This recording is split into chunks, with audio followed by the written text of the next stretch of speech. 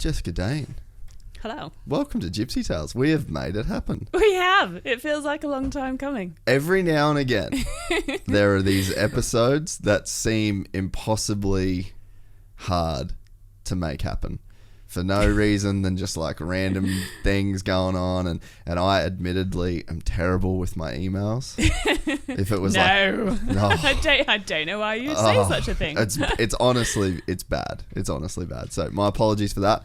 But we spoke right before we went to Manjimup. And then I did not I'm actually still tired from Manjimup, and I'm not sure if I'm ever getting back how I felt before that trip. It was just one of those ones that seems like it really took something from me. Still playing catch up. Well, that's the sign of a good trip, isn't it? Like, I look back in my life and I can see 3 trips that I've taken where I've been written off for at least a week afterwards. Yep. And that's been a girls' trip to Zante. What's Zante? Oh, it's a Greek island. Okay. So yeah, when I was like 20. Yeah. Girls' trip to Zante, and then I had to go and work in an office in London after that. And the first week I was sick, and then the next week everyone else was sick because I brought back my Zante germs. Not an STD, just a cold. Just to clarify. Wow, this is off to a good start. Hey, this is perfect. And then we did a trip to Bangkok. The team did a trip to Bangkok in 2012 when Jamie was racing in Race of Champions, and that was loose. I was written off for a good week or so then. And then Austin 2013, we raced over there. Again, yeah, so we raced in Austin. I went to LA, and then we went to Indianapolis for the Indy 500. Yep. And yeah, that was big. And again, another week of my life lost to being like sickest I've ever been. Oh, how good is Austin? Did you go out in Austin? Oh man, how good is it? Like, the people are so cool. Yes. Everyone's so nice. Although I remember getting there and we're walking down the street on like maybe the first night or the second night, and everyone goes rushing over to the curb, and everybody's crowding around. I'm like, whoa, what's going on? What's going on? Thinking that, somebody had seen a cool car or something, because we're all rushed around the curb. And I was like, no, it's too small to be a car. Realised they were getting so excited about a squirrel. And like, to me, being English, seeing a squirrel is like seeing a possum. Yeah. Like, I just want to get a gun out and shoot it. Yeah. But everyone was like, oh my God, it's a squirrel! But yeah, no, apart from that, Austin's mega. Like, the food, the people, the music, the atmosphere, yeah. So good. That's one of my favourite cities in America. I lived over there for a while, and that was an awesome place to live. Oh man, I didn't live in Austin in America, but we'd go to Austin, and that place is so fun. But I'm worried because it seems like the rest of the world is figuring that out. It was like kind of one of those low key places. Like, even living in America for years before I went there, you wouldn't hear about how cool Austin is. But now, especially because of COVID, a lot of people are moving to Austin. Austin's kind of becoming like a little bit of a thing. Yeah, so now it's getting ruined by tourists. Maybe, yeah, maybe. Damn. Yeah, but those trips, there are some trips that really do take it out of you. And, and this is yours. Oh, man. WA is yours. I was talking to like Maddie and Ainsley, and I was like, is he alive? Has he survived?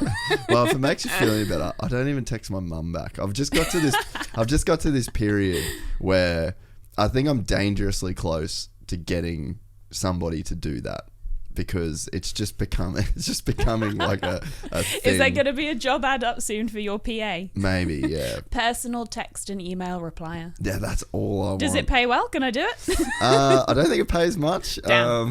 That's the lack of finance is probably the reason why things are going unanswered.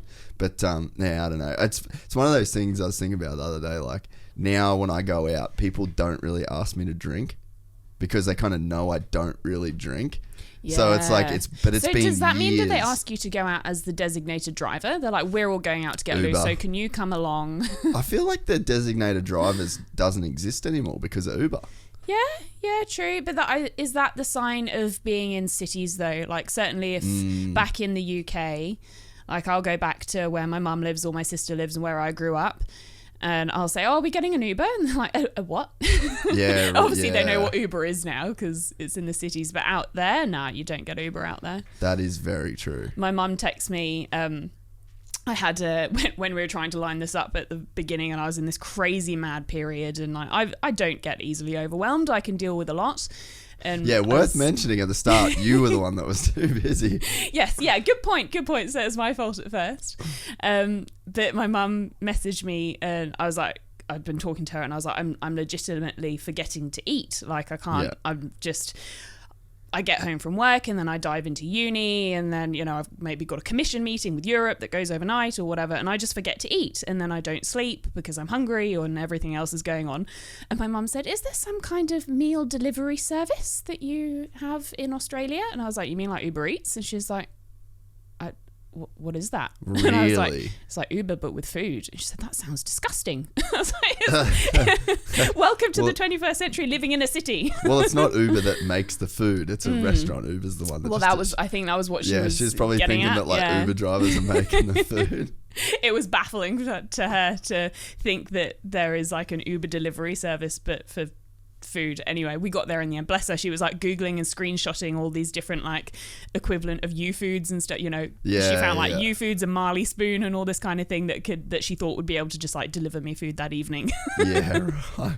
Do you do the meal thing, or are you cooking? Like, because I'm like currently in that at the moment where I'm like, I gotta figure something out, because it just cooking doesn't seem like the best use of my time, but I do enjoy cooking. Like, it actually is quite a hard thing to first world problems, but yeah, because you're an extremely busy woman. You are working for 888, you're doing a law degree, you're on every women's board of motorsport that you can be on, there's the TV presenting stuff. Like, you're not a person that, you know, you get the people like, oh, I'm so fucking busy. You're not a I'm so fucking busy person. Like, you are actually a very legitimately busy person. Yeah, I'm a big believer in never saying that I'm too busy for something. One of my pet hates in life is people who say, I don't have time.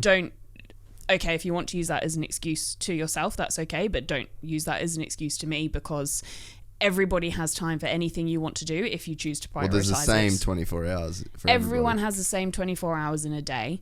And whenever I think I've got a lot on, I think of somebody else who has even more. Sorry? Elon Musk. Yes. That's my reference all the time. Yeah, like, I'm not Mark Musk Zuckerberg. I'm not...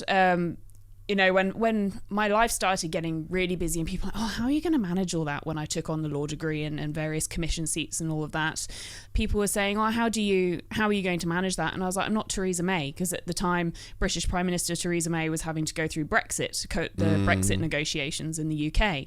And she was my reference point. I was like, I'm not Theresa May. I don't have the weight of a nation on my shoulders. I'm just trying to manage my own workload. Yeah. So I'm never going to be, you know, I can get a little bit stressed and overwhelmed at times, but I'm never going to be one of those people who's like, oh no, woe is me, I don't have time, I'm so busy. You always have time to do something that you choose to prioritize. So in terms of cooking, I go through phases. Like, I literally just did a U-Foods order today because it's one of those times when I'm like, oh, I can't be asked to. I'm going to be here for a few weeks now because of COVID. All of my events are getting cancelled, so I'm going to be here for a few weeks. And I know that if I don't plan ahead and have food in the fridge, then it ends up, one, more expensive, two, eating crap, and I can't remember what the third thing was there. Yeah, but yeah, those things. Well, because you do get to a point where I'm going to try this tea, by the way. Oh yeah, let me know. I'm very interested. This is a proper English tea review. It's probably not strong enough, is it? It could have stayed in like 30 seconds longer, but it's great. Well done. I appreciate the cup of tea. Thank you. Thanks so much. Yeah, look, I tasted mine. I was like, it's not really. Is that tea in there as well? Yeah, I'm having a tea with you. Oh, great. Not a big tea drinker, but you know. Now you've got tea bags in your studio. We're on. Yeah, it's funny though, because like it seems like maybe a random thing of like cooking and food as a measure of how busy you are, but it's sort of, that's like a pretty that is a pretty good gauge of, I guess, the time that you have. And like you said though, it's priorities, you know, because like for me, I've been quite busy lately, and not too busy, but I've, exactly what you said, like you just choose to prioritize other things, and that is something that does take a pretty big chunk of time. And I think that when it's not just food, it's like all the things in your life, like you get quite busy doing you're fulfilling your ambitions with, like law and then your career and stuff like that. And you do have to borrow from these other places that someone that's got a more, relaxed schedule or a more traditional schedule, you really do have to start to kind of borrow from all these places. And the other thing is I'm only cooking for one. And so if you're going out, firstly, hate cooking only for myself because there's nobody there to tell me how great it tastes. Yeah, true. It's not the same. I can take a picture and send it to my mate and be like, look what I cooked. And she'll be like, oh my God, that looks amazing. And then you get no other satisfaction from that. And I'm not the type to be like, oh my God, I'm so clever. Look at my amazing dish. I'm going to blog about it. Nobody gives a crap what I'm eating. And secondly, it's expensive eating for yourself because you buy enough ingredients for you can't buy ingredients for one meal. You have to buy ingredients for several meals, and then you end up with like eating the same thing 3 nights in a row, and you're like, oh, that's boring. But yeah, cooking for one is so hard, man. It is. Yeah, it's a challenge I'm just curious because it's a challenge that I'm trying to get through as well at the moment. Yeah, Foods. If I know that I'm going to be here for a period of time, so I was supposed to be going back to like the end of June. I had a couple of weekends at home in June, and then it was like last weekend of June through until it should have been like the first weekend of September or last weekend of August or something. I was supposed to have an event on every single week, and all of which would have involved traveling and minimal nights in my own bed, which is how I love life. But yeah, when you know you're going to be away heaps, then I don't invest in like meals for a week ahead. I'll just grab whatever is around. Uber Eats, or I live right above a Woolies Metro, which is very convenient. Apart from it's always a COVID hotspot. It's like you go through the list of places and it's always on there. Fuck. Yeah, and I'm like, damn it, again? Yeah, avoid that place. Yeah, it's a pain. So, busy people like you, why? Because I think the same in my own life. I pack way too much shit in, and if I could just say no to a few things, I feel like I'd have a way more enjoyable life. But then when I do that, I just don't feel like I enjoy it in the same way. Totally. So why? Yeah, no, I completely feel you. So I tried to say no. Earlier this year, I was asked to host the Australian Institute of Motorsport Safety Summit, and that's a mouthful, and I had to say it a few times. And I said no because it was in the first week of June, which for uni is exam period and / end of semester. So your last assignments are due and your exams are just about to start. So I said no because it was not great timing. And then like a month or two later, I got a call saying, we really need you to do this. And I was like, okay, yes. And they were like, it'll take minimal time, it'll take minimal preparation, we're not needing much. Oh, by the way, you're interviewing Mark Webber, Fernando Alonso and Romain Grosjean amongst many other people and hosting 8.5 hours of live TV. And I was like, cool, okay, haven't used an auto cue since I was like 21. Yep, cool, we'll roll with it. And it was like a first time event. It had people tuning in from all over the world. Like it was a international motorsport safety summit. And I was like, oh my God, I tried to say no and I didn't say no. And, I ended up saying yes. In hindsight, so happy I did it. But why do we do it to ourselves? I do it because I love the challenge and I love moving around. I'm a motorsport gypsy, so it's any opportunity to live out of a suitcase and be on the road for whatever, but mostly motorsport it's my life. It's what I love doing. I hate being in the same place for longer than like a few days at a time. If I could live out of a suitcase the whole time and live in hotels and going around the place, then I would. It's when I'm happiest, absolutely happiest, when moving and trying to cram as much in as possible. It keeps me.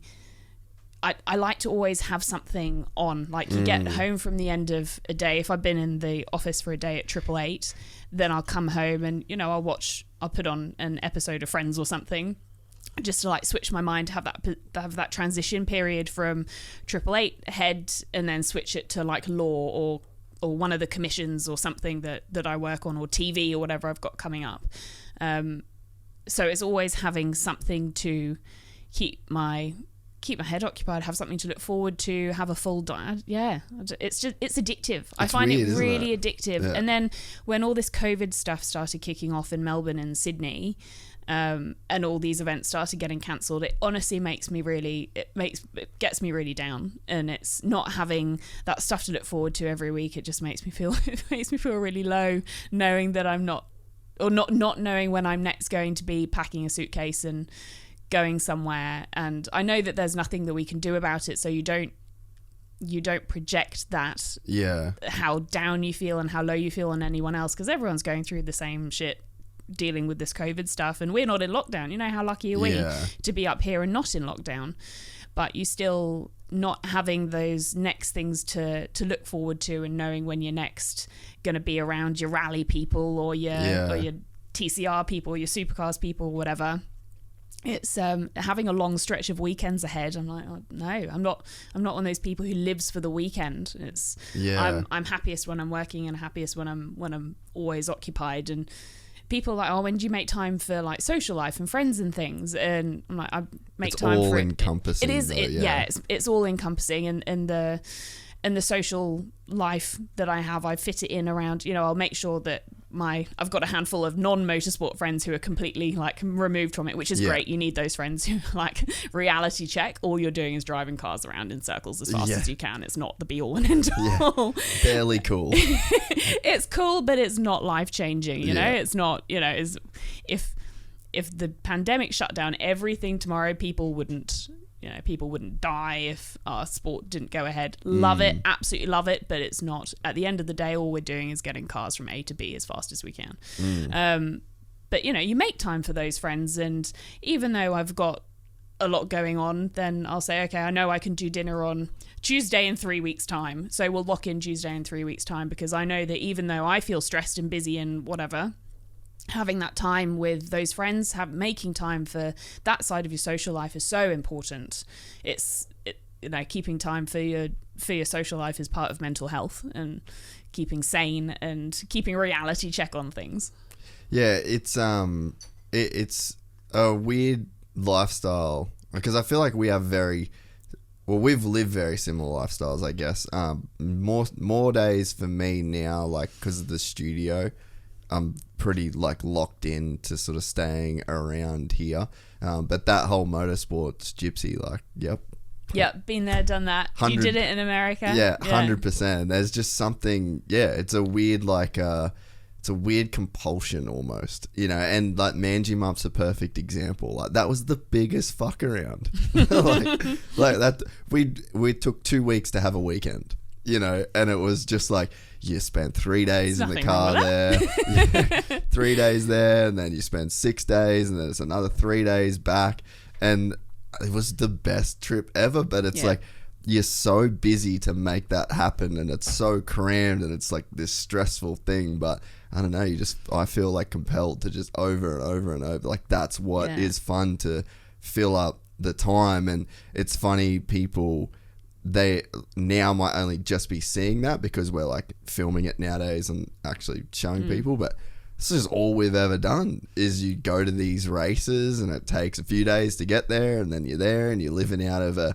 van, or you're camping at the track. And I don't know, there's just something that is so rad about that experience that you'll kind of, I don't know, there's a bunch of shit in my life that's in shambles. Do you feel like you have a low on the other side of that? Like, does the event finish and you're like, oh man?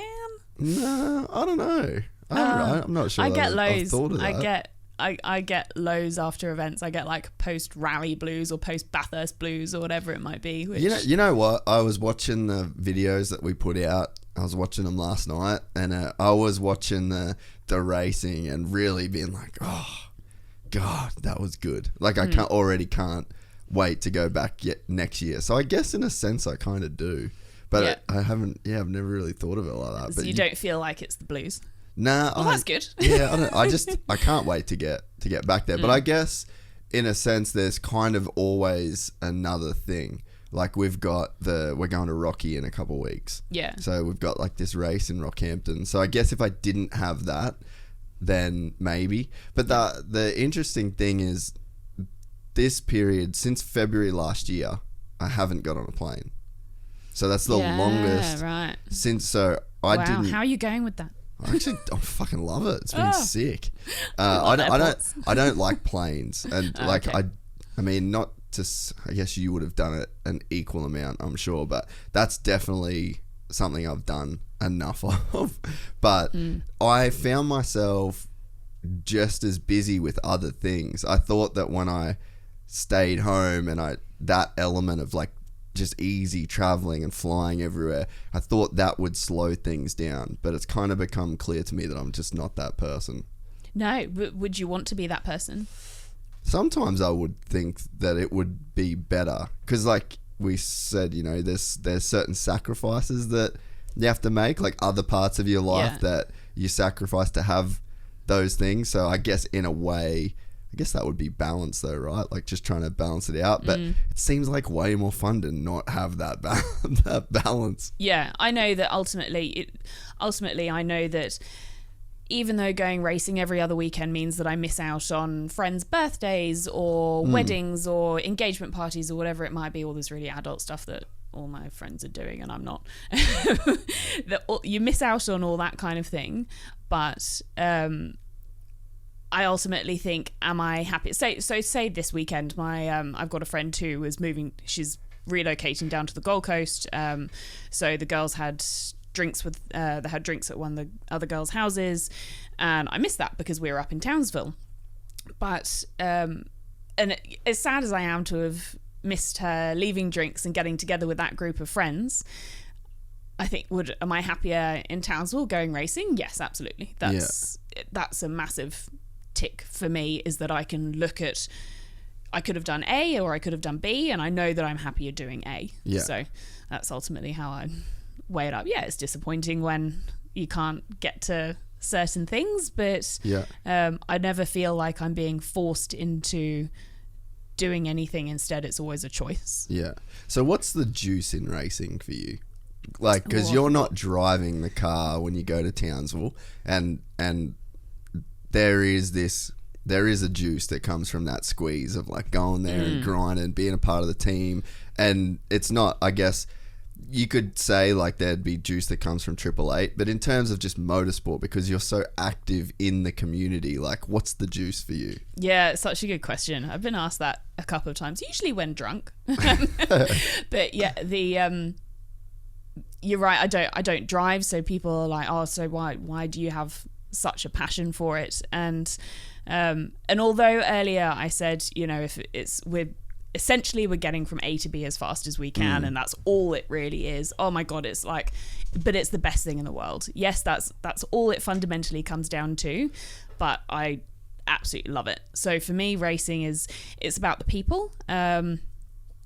I don't necessarily class myself as a people person, but then I thought about this the other day, and you think, if you're driving along and your mind wanders off, where does your mind go to? Does it go to people or processes? And my mind goes to people, and that's how I figured that actually, as much as I deny it, I am a people person.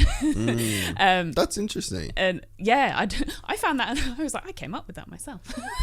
people or processes. Yeah. Okay. That's how you work out that's how you think about whether you're a people person or not. So I was like, ultimately, I am a people person, as much as I try and deny that I'm a people person. Yeah. But yeah, in motorsport, it's the people. We all have to have the same collective desire to dig that little bit deeper, to push that a little bit harder, to get the car across the line faster than the next person did, and to make everything as sharp as we possibly can. And I'm competitive, so that's, you know, I can't imagine life not involved in some kind of sport. I've dabbled in different industries that haven't had a competitive edge, and it's just not for me. Yeah. But it comes back to the exhilaration of sport, and with motorsport, I love that the car's out on track and the people watching it only see the driver. They don't see everything that goes on behind the scenes. It's such a massive team sport. Yeah. And it sounds cliche, but at 888 we are a family. I can definitely attest to that. We spend so much time together. You have to be. I haven't been around other V8 race teams as much, but just through Red Bull. I've been around that garage more than any other team, and you know, you get to know people in the organisation, and that's exactly how it does come across. It is cliche to say it, but that is how it seems. Yeah, I hope so, and I hope that we make everybody else feel. Everyone who comes into our garage or into a workshop, I really want them to feel like they're part of the family as well, and that's so important to me. But in terms of, the juice that drives the motorsport passion, I think somewhere it has to be, you have to kind of be a racing person. Again, another cliche, you know, you talk about people being racing people or not racing people. And you can definitely pick up a love for it. But I've been exposed to it from a young age through family. And although I lost touch with it when my dad moved over to Australia, so I had from about the age of 12 till I was 17-ish, I was a bit, I lost touch with it, still followed some motorsport to some degree, but certainly not as involved as I had been as a kid. And then refound it when I was 17 when I went over to Bahrain for the supercars race there. Yeah. And saw what it was all about. Got to go in the garage, watch a few races. It wasn't a great race. It was 3 races. First race we DNF'd both cars first lap. That's good. It was a great start, great weekend. Qualified terribly, and then both cars out first lap, first race. But then Craig went on to finish 5th in the next race and 1st in the last race, so that was all right. And yes, I still remember all those race results from 2007. But that just reignited it all for me. I was like, that was the best weekend ever. And it was already planned that I would come out to Australia and work as a mechanic when I was 18, just turned 18. And I just couldn't wait. I was so excited, couldn't wait to be around all those people. Like, I just felt like I connected with all those people so much. Yeah. I feel like I connect to Australians as well. Maybe better than English people. I think we are just the better English people. I'd agree with that. I can say that I hold multiple passports, so I can say that. Yeah, you're both. But we got the good country, we got the good people, we got the good weather. I remember I had to do like a bit of a visa run, so I flew from Florida to the UK, and I'd been shooting this documentary with this English band, and then we did this tour, and then I went back, and then I had to do this visa thing. So the tour manager for this band was like, mate, just come and stay at mine. And, I was like, all right, sweet. Where do you live? Doncaster. And I was like, sweet. All right, sounds good. Middle of fucking winter. I spent 3 weeks in Doncaster, and I was just like, what the fuck were they doing sending convicts to Australia? They should have kept all of the fucking people that they didn't like in England and then shipped everybody else to Australia. I was like, you guys completely fucked this whole thing up. Can you imagine being a convict rocking up in Australia and being like, man, I hit the jackpot, dude. Sweet. Oh, wait, there's a thing called summer? Okay, there's an awful lot of history that we're ignoring there, but yes, the principle of starting a life in Australia is, it's something I feel very privileged that I've been able to do. It wasn't the easiest. Like, people just assume that because my dad's here, I could come here, but he missed the window for getting my sister and me residency. So we had to jump through a few hoops and pretending that I was doing a master's degree when I wasn't. And there was a danger that if they found that out, then I could have my temporary visa and then my residency revoked. And it wasn't the smoothest sailing, but I got my passport now, so I can say this now. So we good. Come get me. No, don't. The cool thing too, I think, with racing that I've thought about a lot recently is that, let's use Triple Eight for an example. That's like the best team in the pit, one of the best teams in the V8 Supercar paddocks. All right. So to get to that level of organisation requires really great people. And I think that what becomes so addictive about being a part of a race team that performs at a high level is that you are surrounded by these really great people, whether it's great drivers, great engineers, great mechanics. Like, everybody that is in that organisation has been picked. It's like a natural selection process, you know, like evolution of that race team means that every new employee is better and better and better, and the culture gets better. And I think that that's a big part of it as well. And there's an accountability of being kind of to the right of somebody great and to the left of somebody great, and then you feel like you need to kind of be as much a part of that. So I think that that's a big thing. So when you say people, I think that that is a huge factor of it, is that you're just around these high level achievers.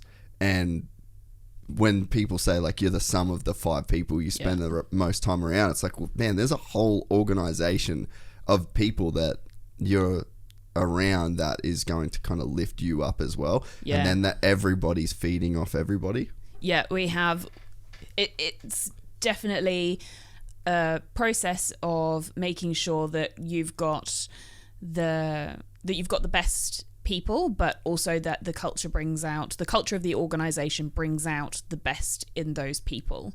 So we've still got a handful of employees who've been there since 2003 when my dad first took over the team and started Triple Eight Race Engineering over here. So it was in the UK in the 90s. That was when he started it in the 90s. In the British Touring Car Championship, bought a team over here in 2003, and so Mark Dutton, our team manager, Jeremy Moore, technical director, although he did leave for a bit, worked for Porsche in Germany for 5 years in the middle. Kenny Mack at KRE, who does our engines. There's a core group of people. Ty Friel, who's number 1 mechanic on Jamie's car. They've all been there since 2003. And they're there because not only through loyalty, but because they're high performers. And they know how to instill that culture of high performance in the other people around them. So then it's making sure that the other people lift their game. They have to have high performance coming in. They have to have the right mentality and attitude. But you're right there. Having a few shots under the table. It's a case of making sure that we identify in each of those people how to bring out the best in them. And that becomes harder as generations change. So at the moment, I can look at our organisation and say we've got exceptional staff retention of the vast majority of our staff and the longevity of time that they've been there, but we don't have such great staff retention of younger generations. And there is a definite generational attitude shift of the people who we're bringing in from university now, or within the last few years come out of university, and so we're needing to adapt our culture to bring out the best in those people, because there's more focus on work-life balance, and there's more focus on what an employer, it's not only what you can bring to the organisation, it's what the organisation can do for you as well. It's not a privilege to work at Triple Eight Race Engineering. We're trying to make it a great place to work, and that comes a lot from winning races. But equally, we need to recognise that if they can find better work-life balance and a better pay packet, more reasonable hours somewhere else, then they're probably going to take it. It's not... We can't just rely on how cool it is to work in motorsport anymore to guarantee that they'll stay with us forever. And that's a process that Jamie Whincup and I are kind of working through at the moment as to how we work that into Triple Eight's next era, which is kind of, we're in that transition phase at the moment, which is interesting. Yes, that's very interesting that you say that. So there's a thing, so for me in the motocross world, like that's sort of where I come from, is more so 2 wheels. But that is like the culture within the industry is like, well, you want to work in the industry, right? Like you want to get some free tires and some free gear, and then sort of there's a bit of a culture within that industry of, you just get these young kids that'll do it for free essentially, and then they'll kind of grow up and do their thing, and then when they realize that they want some real money and that they want to actually buy a house and that it's not really going anywhere, then the next kid's coming up that wants the gear for free, and it's a kind of a weird sort of culture. And then you end up, I've noticed that there's a lot of companies where where you end up with guys that's just how they started. There's no real degrees in the sport. There's no like legitimate outside qualification. Yeah, almost. Yeah, it's like there's people aren't really coming in from outside the industry, bringing their skills and expertise. It's sort of such a bottom up, which I think is really good in a way.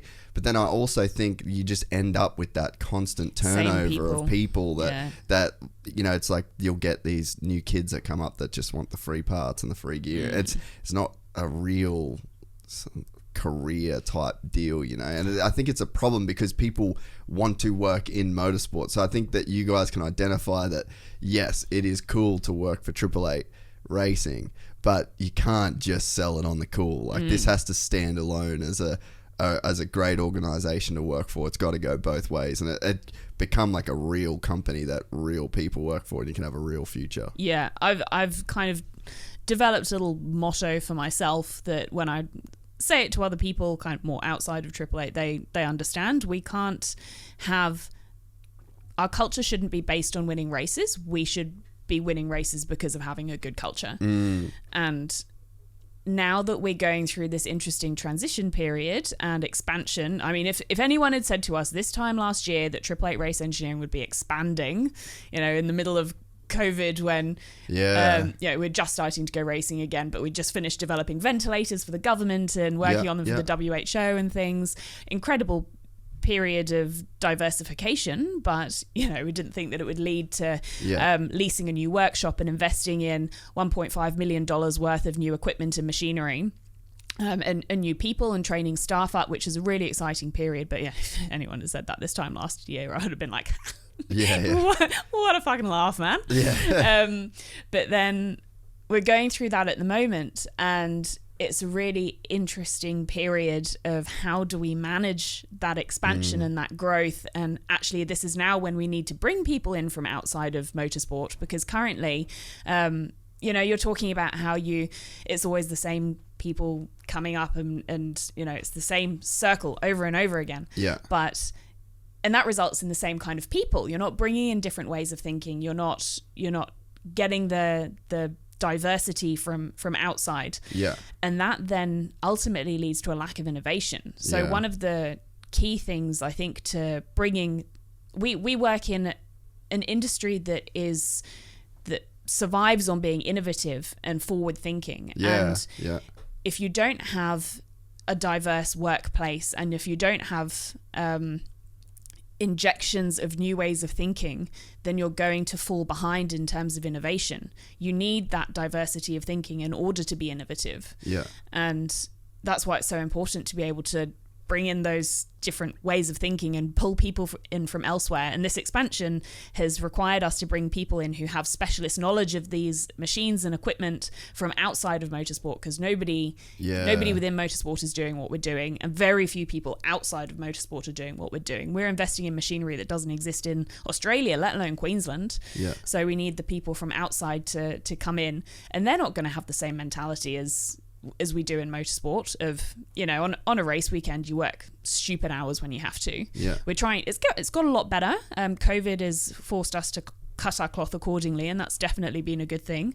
But still, if you need to dig deep and you need to do an all-nighter to get a car on track the next day, you do it.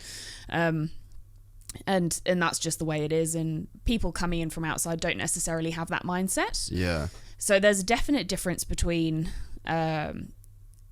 you know, if you look at the hours that people do, if you're race team, because you value your weekends, you'd rather dig deep and work until stupid o'clock in the morning to get a car in the transporter because it means a weekend at home. Whereas if you're not on race team and you're predominantly manufacturing focused, you might want to come in and work a weekend because you know that when it gets to 4:30, you want to go home and spend time with your family in the evenings. So it's different ways of thinking, and both there's no wrong or right way, but it's finding the balance of keeping everyone happy in a very different workplace. It's a really interesting challenge, and it's something that I'm enjoying understanding more and sinking my teeth into more over the next few years. Because there's definitely when you work for a race team, it isn't a normal job. Tea's finished. Is it? Then it was Yeah, all right? it was. Yeah. Okay. Got cool. better with every gulp. Oh, perfect. Until Thank it got you so cold on much. that last one.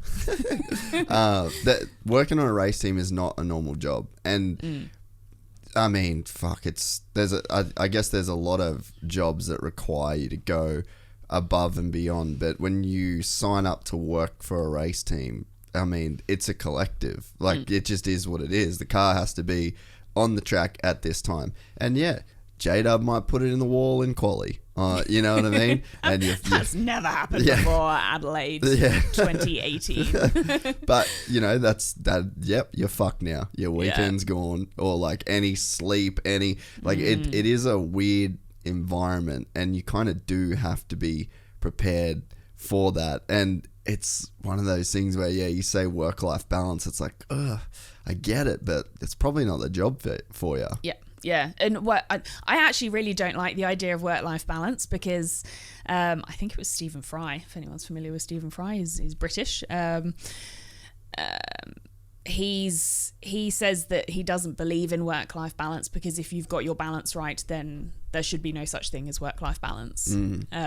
You should be doing something you love enough for that to be what you class as life, and I'm a massive believer in that, but not everyone is fortunate to have that. You know, there are jobs that have to be done in the world that people aren't passionate about. They don't get excited about waking up every day and going and doing, like probably both of us are lucky enough to do.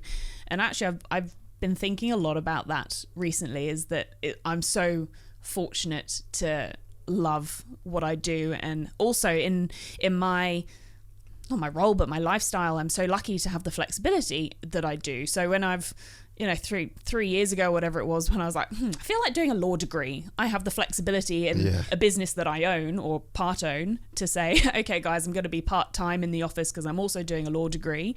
And now that I'm doing the law degree, like the way that my units have rolled out, I'm actually only going to be doing like part-time uni now until I finish, which should be in a year's time.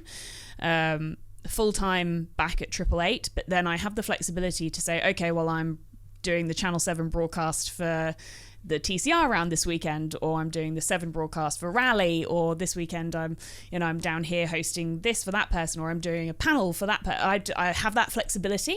And I'm not going to be in until 9 a.m. tomorrow because I've been up till 3 a.m. doing a commission meeting with Europe or whatever it might be.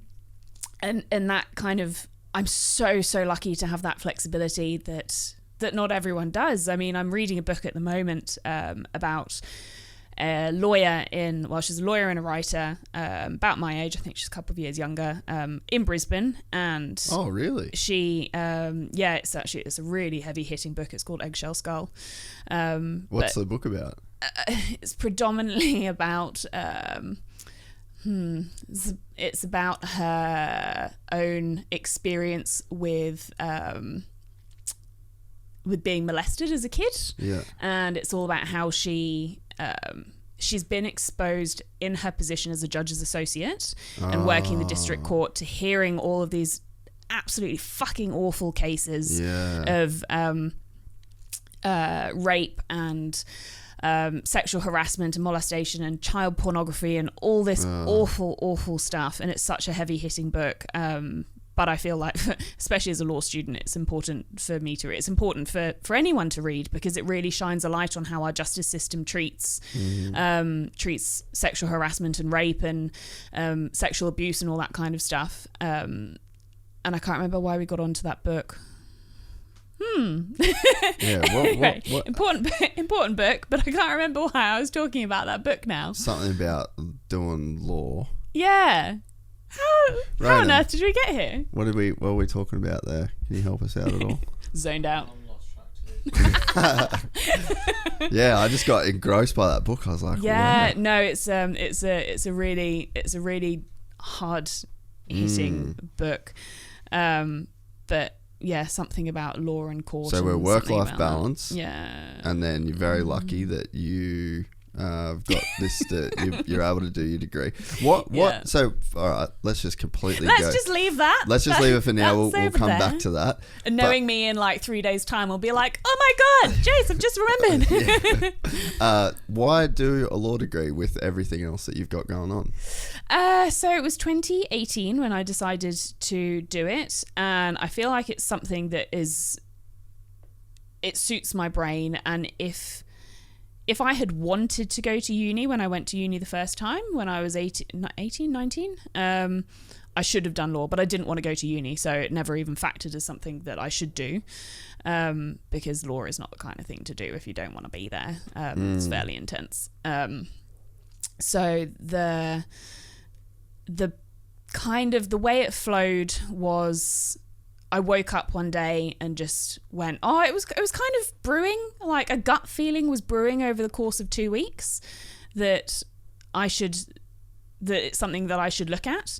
And when I get those gut feelings, I know that I have to follow them. Like, it's very rare. I can pinpoint times in my life when I've had these gut feelings and gone, that is absolutely the right thing to do.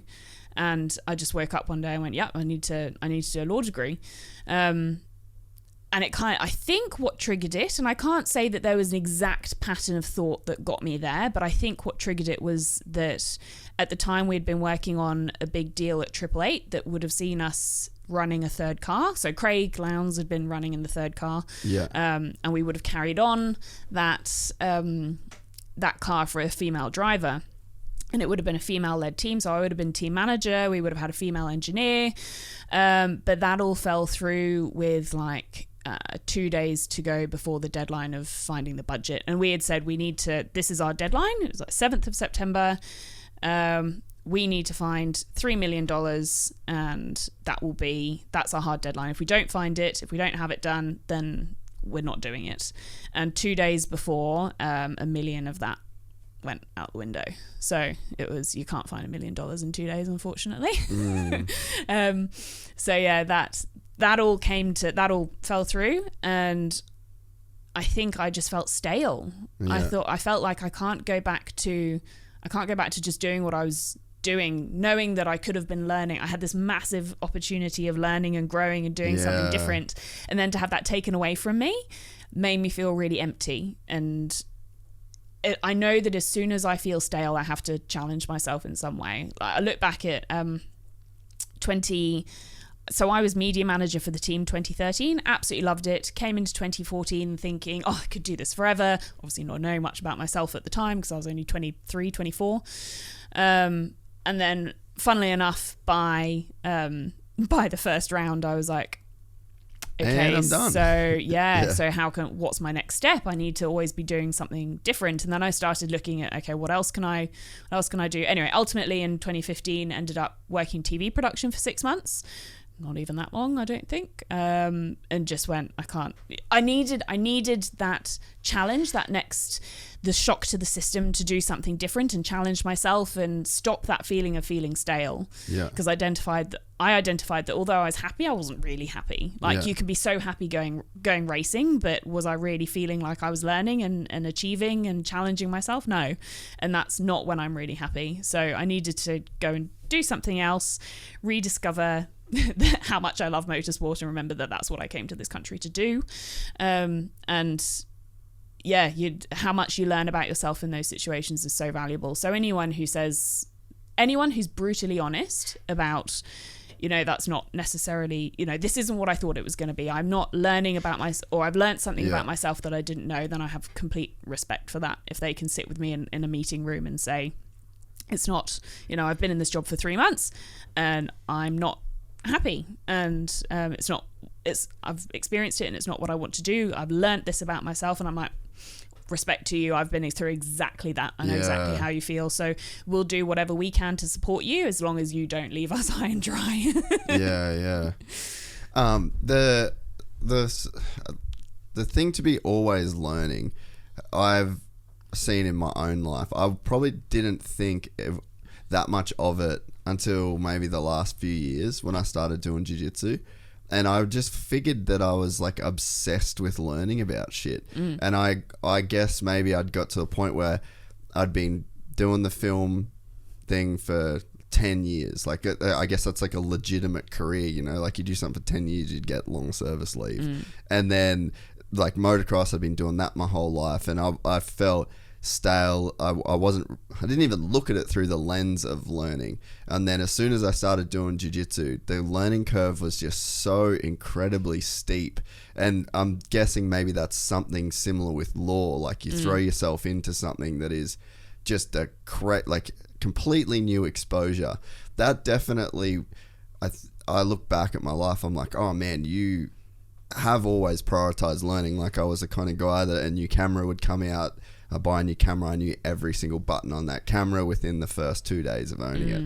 And then I'd you know, get a new product, I'd buy a manual on it, I'd read the thing. So it just wasn't until I had something like jiu-jitsu that was right in front of me that was so hard to learn, there was so much there to learn, that I realized that actually was such a valuable thing in my life. And now I've just try and look through that lens of learning. And I mean, I think that you can learn super valuable lessons in extremely random places. Totally. You know, and learning and challenging yourself takes so many different shapes and sizes. I think as kids we're taught that learning is going to school. Learning is a formal education, but that's not all it is. That's just one way of learning.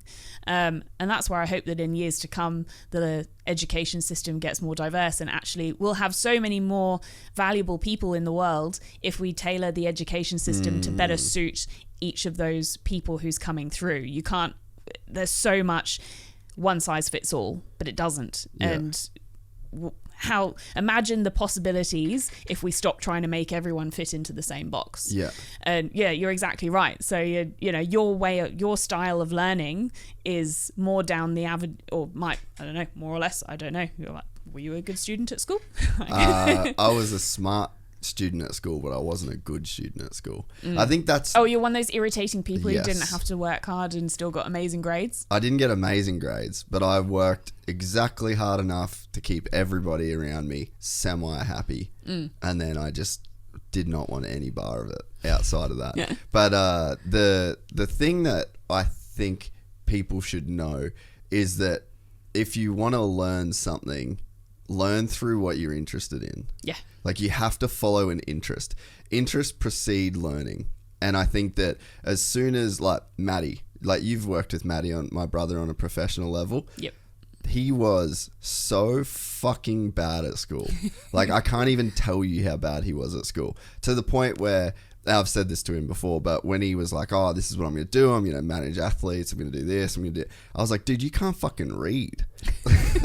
Like, what do you think? Like, what are you thinking? Like, but he's smart enough to have started his own business that's doing bloody well. He is fucking killing it. Yeah. You know why? He was interested. Yeah.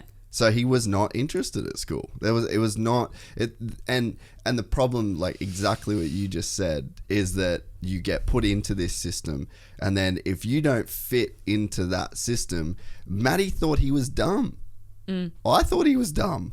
You know what I mean? You get that you're a product of that system, and when you don't fit in the box, exactly what you just said, when you don't fit into that box, then you get put on the outside of that box. Yeah. You're an outsider. You're not a quote unquote smart person. Smart people are the ones that do good at school. So here's this kid that spent his whole fucking life thinking he was dumb because of the system.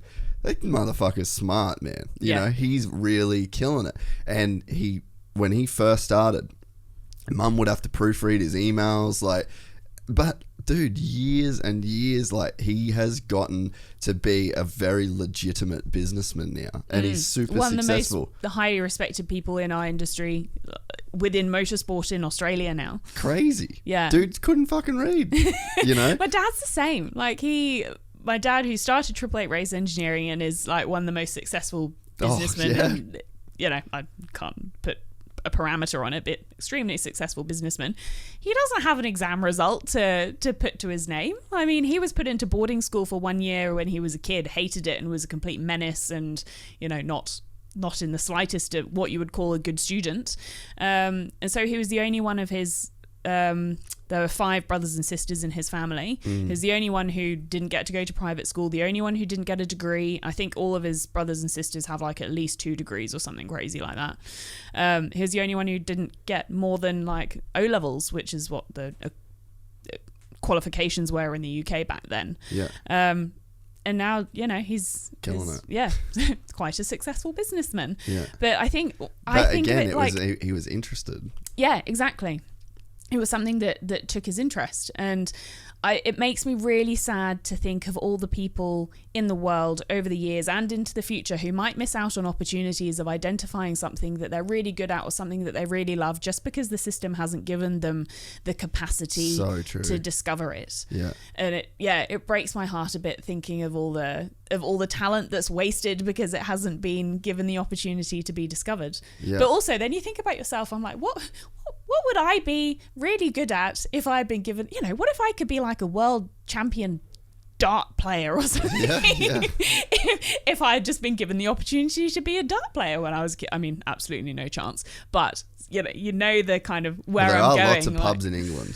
Yeah, actually, yes, this is a good point. You know, I do remember playing darts as a kid and I was no good then, so maybe I should... Figure skater. What if I could have been a world champion figure skater and I was just never given, you know, I never had the opportunity to discover that? Very true, we'll never know. Yeah, but what would you have been? What could you have been if you had been given the opportunity? Well, you know what's funny? I reckon I could have been a lot better at the shit I loved my whole life if I knew what I knew now. That's the I guess the... Well, at least you know that you're doing what you love then. Yeah, well, the thing is like, I guess nowadays I'm applying those lessons to the things that are relevant now. Yeah. Like, there's no crying over the fact that I'm not a professional motocross rider, you know what I mean? Yeah. But I feel like through life and learning, I'm like, man, I honestly feel like now, with everything that I've been through in 33 years, I could have the rug pulled out from underneath me, start from zero, and I'd get back to where I am now. And I think that there's just lessons that you learn along the way, and certain like application of like simple formulas that I think would like get me back to where I am. But learning those lessons, like that's like the apprenticeship that I guess that you do to... Yeah, like you figure out those. I think the formula to be good at anything is the formula to be good at everything, if that makes sense. It's just like the way that it's applied. Yeah, I kind of get it. Like the same mindset that would make. So for me, like let's just say this podcast, right? The same mindset and the way that I treat this podcast to make it quote unquote successful. I think that if I applied the exact same amount of hours that I do and let's say I could go back to being a 15-year-old kid or whatever, I could apply that same. I think I could be professional at motocross, or if I did that in jiu-jitsu. I think that there's a formula for quote unquote success. I think that the exact processes or the exact, you know, application would be different, but in terms of like underneath it all, the foundation of what makes people successful, I think you can kind of apply it to anything. Do you think that that's a personal thing, or do you think it's kind of the same? Like, is your formula for success the same as like my dad's formula for success? I feel it'd be very similar. I think that there would be deviances from it just based on like, I probably don't have to learn how to use the machinery that your dad would have early in the day, but in the same way, like I learned how to set up the studio. I think that everything, there is like a kind of a basic formula to it, and like a headspace. Like I'm sure, like every day I just get up and I come in here like a professional person, and I'm here until I have got my things done, and then I go home. I don't care what hour it is. I don't care how much time I have to spend. If I lose a project and I have to re-edit it all again, you just do it. And I feel like, you know, you could replace that with anything that, you know, your dad has been through it, learning a new piece of equipment, having something fail on the car and then rebuilding it. So I think that there is, I guess, maybe you'd call it like a blueprint or like a real underlying thing. It's like if you tick these boxes for enough of a period of time, then you will kind of get to where you want to be. Yeah. Do you have a routine? I do now, yeah. Do you enjoy routine? Okay, I'll ask you this first. What is your stance on that? And do you have routines that you do? Do you like routine? I'll give you my answer after. So I thought of it because too long. you hear like you read stuff, for example, about what makes somebody successful, like a big business person or whoever, and they might say, oh, I have the exact same routine. I wake up at this time every morning, I check my emails, and then I exercise, and then I have this for breakfast, and they have like the same routine every day, unless they're traveling or whatever, but they try and stick to that routine. Yeah. That is my idea of hell. And why? I hate routine. Oh, okay. I can completely see why it is beneficial for a lot of people and why a lot of successful people have that. Maybe that means I'll never be successful because I can't stick to a routine. But I think especially during COVID last year, during the time that Brisbane was in lockdown,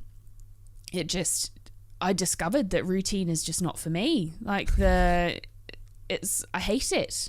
I love knowing that every day is going to be different. And if I can look back on a week and not know whether something happened on a Wednesday or a Friday, then I'll be like, well, clearly my week was too similar. Like I had all the days in my week were too similar, and they just it doesn't mean that one's less significant than the other. Yeah. But like I love going racing because it breaks up, and it might end up in you working God knows how many days in a row. And that's happened several times over the years where I can look back at the end of like 6 weeks and go, I don't think I've had a day off in a while. Yeah. But that's absolutely fine with me. But every single day has been different in some way.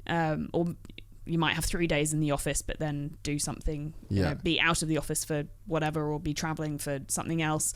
And that constant knowing that each day is going to be different in some way, I live off that shit. It's so good. Yeah. So, okay, I've had a very interesting, I guess, experience with routine, or like my mindset's changed around it. So my idea of freedom, and like my whole concept of why I wanted to work for myself, and it was so I could avoid routine.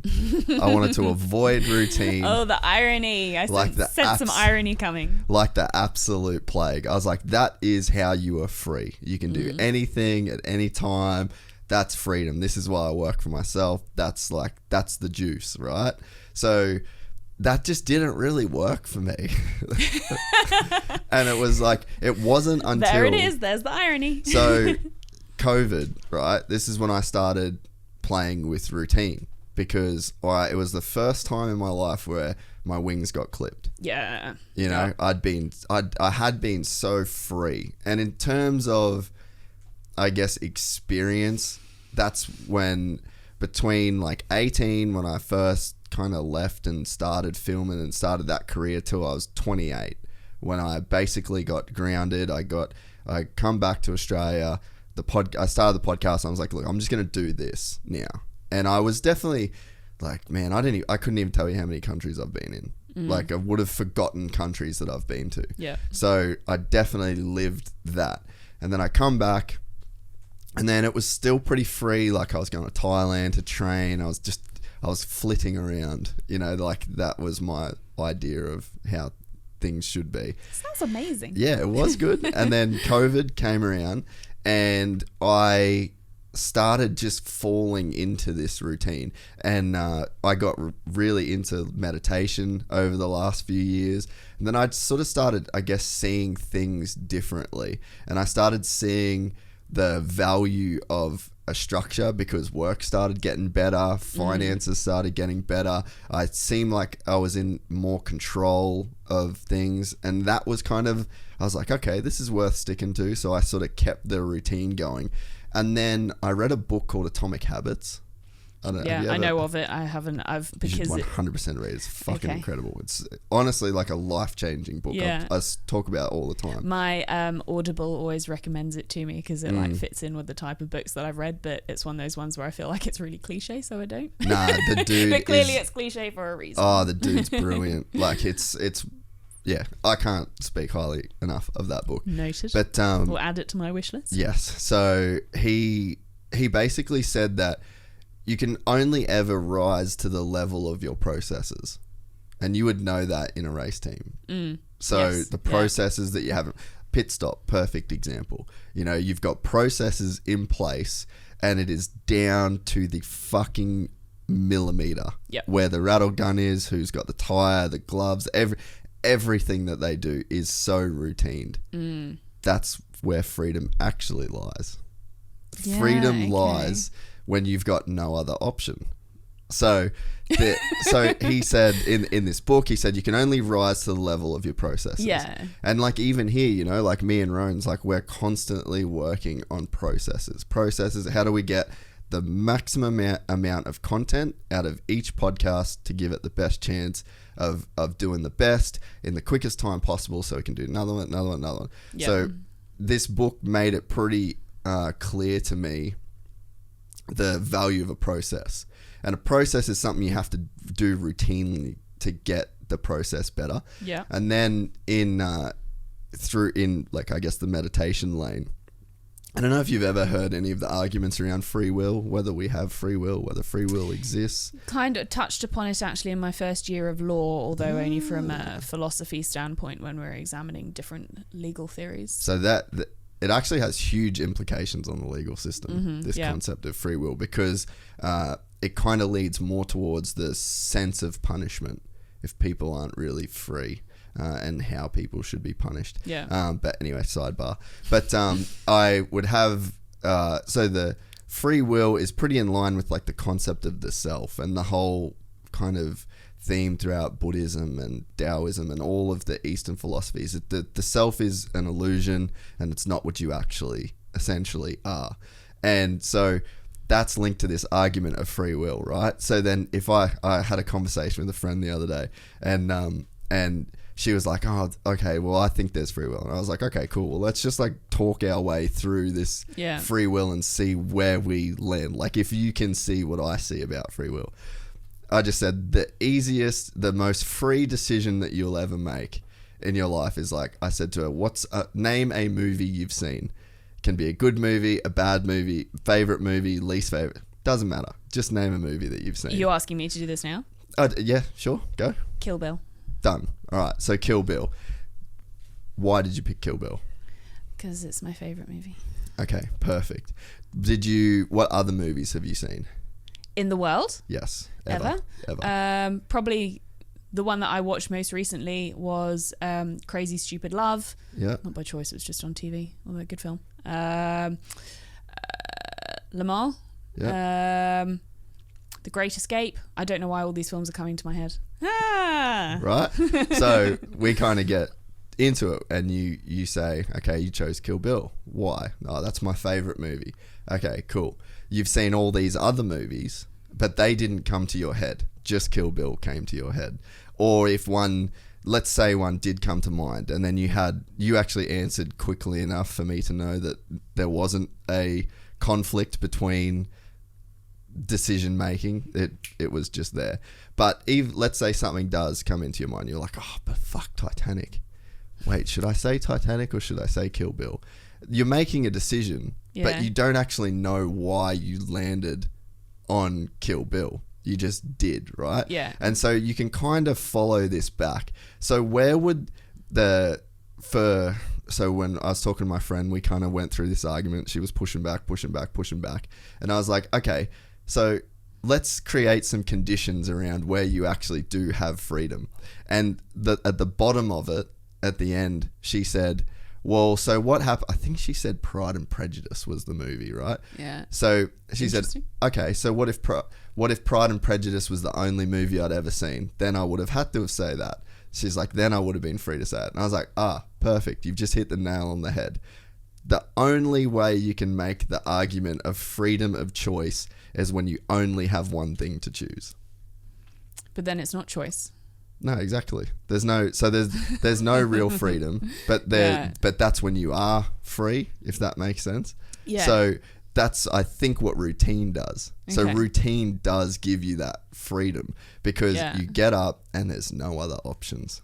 So you just go about your routine, and in that process of doing something that there's no other option. So like for me, my routine, to answer you, this is the longest answer of a question ever, but that's why we're here. But I get up in the morning. That dog's a fucking nightmare. I feed that dog in the morning. First thing. I don't know where he is. Probably in his bed. He's got a little bed under there. Oh, but cute. that he gets fed. I let him out to go to the toilet. And then I make my coffee in exactly the same way.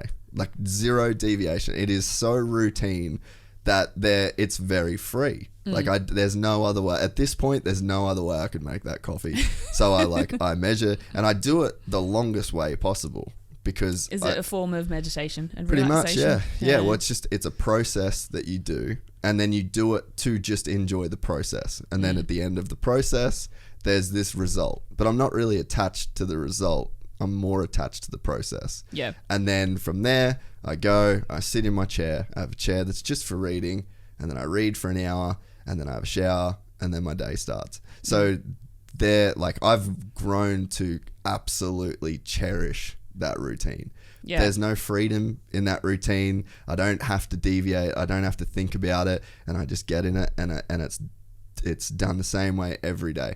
And there's a few things why I like it. One, they're all things that I love to do. Yeah, so I was just thinking you're making time to do the stuff that you enjoy in that. Yeah. I think so many people associate routine with getting up at the latest possible time before you possibly have to leave for work, cramming in a breakfast, cramming in shower, or having breakfast when you're driving to work or whatever.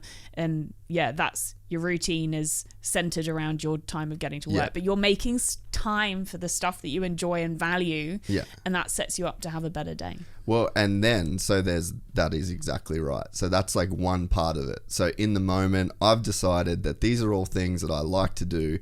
They give me something it's pretty much by like 9:30, that routine's kind of done and dusted, and I'm on my way to work. And I know, like, I enjoy that every day. So there's the enjoyment that I get from that process. So that's one thing that sets up a good day. The flip side of it is, if I'm having a fucking terrible day, I can just rest my head easy at night knowing that I'm going to get up in the morning and do the routine. So it actually makes bad days seem less bad, because again, there's the freedom is just, I get to wake up and I do that thing again in the morning. The interesting thing why I brought up Atomic Habits as well, he highlights in that book, we all have routines, but are they the routine that you want to have? You know what I mean? So like you said, getting up as late as possible to cram in, to have the quickest shower, to then have bits of your hair unstraightened because you haven't done it, to then doing makeup in your car. That's a routine as well. Yeah. It just doesn't sound like fun. I mean, that's not my routine, but it's plenty of other people's who then go through their day not feeling satisfied, feeling tired, feling resentful. Yeah.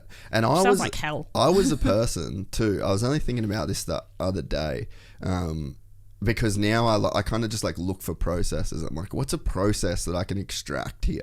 What's a I guess like a step by step thing that I can do that makes this experience a little bit better? Because in the past, like I was thinking about this yesterday. So I got my bike ready on Saturday. I loaded my bike up. All my gear was done. Everything, like I got a mat so that I could roll out my mat. I got like a blanket for the dog.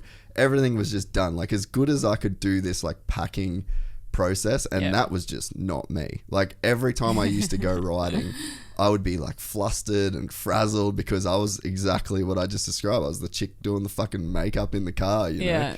And yeah, to me now, after going through, I guess, that transition, I'm just like, I just don't know if I ever want to go back to being that guy that sees freedom as just being able to do whatever I want whenever I want. That to me, actually, there's too much going on there. Yes, yeah. And I think when you put processes like at 888, our lives revolve around having processes and procedures because they minimize the chance of error occurring. Yeah. And it was only this weekend in Townsville when I was walking past the support categories and somebody had said, oh, we forgot our tyre trolley. I'm like, man, how'd you forget a tyre trolley? Don't you have a packing list? Yeah. And then I'm like, oh, wait, not everyone operates at the top of the level. If you're just going off for a happy weekend racing, you don't have a packing list. But imagine how much better your experience could have been that weekend if you had remembered your tyre trolley, because then you wouldn't have had the pain of whatever solution they came to get their tyres from the support category paddocks through to the main series paddock and pit lane every single time they had a race or session on. And it just having those processes and procedures minimizes errors, and without errors you're just generally happier, right? 100%. And think of it like this. So this is also in Atomic Habits. A couple of spoilers here for you, but hopefully... Well, do I even need to read it now? No, probably not. I feel like I'm getting everything from you. I could talk for another 10 more minutes and you pretty much read it. But it's what you said kind of lends itself into a part of the book as well, where he basically talks about there was the British cycling team. Oh, fuck, even better. This is even better for you. They were just completely dog shit in the Tour de France. Like, hadn't won it ever. And they were fucking a joke in the Tour de France cycling world, right? So he highlighted in this book, he said, the goal is not the thing that you should be aiming for. So, like, the British cycling team, they wanted to win. They had the same goal.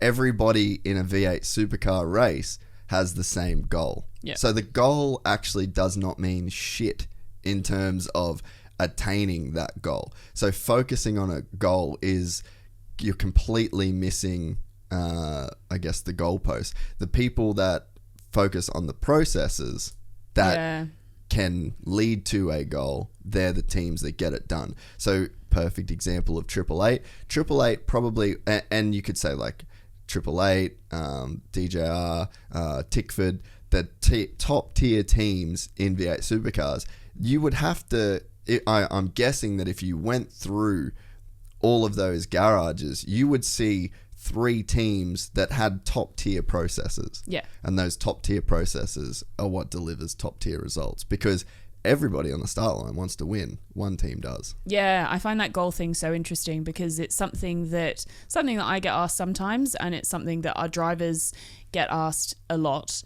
And people are always stumped when they ask that question to Shane, because Shane's answer to do you set goals is, no, I don't believe in setting goals. Yeah. And at first I didn't really, I never really thought about it, because I always thought, your goals are surely to win races and stuff. But then you think more deeply about it, and actually I don't. The more I've thought about his answer and reflected on myself, I don't believe in setting goals either. I'm exactly the same. A few years ago, I was talked into creating, your goals for the year and put it up on the bathroom wall and all this stuff. And it didn't. At the end of the day, it didn't mean shit. It was just some writing on a wall of stuff that, would be nice if I achieved it, but did I achieve it? Yeah, one of those goals was, at CrossFit do 50 unbroken double unders. Yeah. And then I ticked off 50 unbroken double unders, and did I feel any sense of achievement? Nah. It just irritates me that I can't get to 60. Yes, that is another very key point. Chasing and chasing and chasing. What's the satisfaction when you eventually get there? And I get the people who set themselves a goal of running a marathon or something. I mean, that's awesome. But how do you feel 2 days later when you've now got nothing to train for? People set their next goal and what have you. But that feeling of coming down afterwards and going, well, I put all that effort into, I put all that effort into that day, and it was cool, and I've ticked that box, but who are you ticking it for? Yeah. I don't understand setting goals. So but what you said is so perfect, because you spend a very, very, very small percentage of the time, like let's say your goal is to run a marathon, right? But you've never run before in your life. So then it's in 3 months time. The completion, the feeling of good shit that you get from completing that goal probably lasts like 10 minutes, 15 minutes. But so you've got 15 minutes at the end, and then you've got 3 months. So you're actually with the process a lot longer than you're with the satisfaction from the goal. So I think, again, that's another example of the process. You know, the harder you can commit to the process and the better you can execute, and the more finely tuned you can get the process, and then just go day on day on day, just become obsessed with the process, then you're reaching goals, but you kind of have got the juice is there every day. You don't have to wait to run the marathon to get the satisfaction. And you might have set that goal of running a marathon because you need to, it might be for a health reason, you need to lose weight, or it might be because you need to get a health concern under control or something. And the marathon is just a milestone rather than the ultimate goal of you've done that and then it all turns to shit at the end. That's why like dieting is it's such a warped way of thinking about health, because people are like, I could be happy when I get to 60 kilos or whatever. And then they get there and they're like, oh, well, what do I do now? And, you know, unless they've put a healthy process in place to get to that goal weight, then it spirals back out of control. And most of the time you end up putting on more weight at the end of it. And processes and stuff and goals fit into like every part of life. It's not just about workplace, it's not just about going racing, and it fits into like everything. Have I changed your mind about routine? No.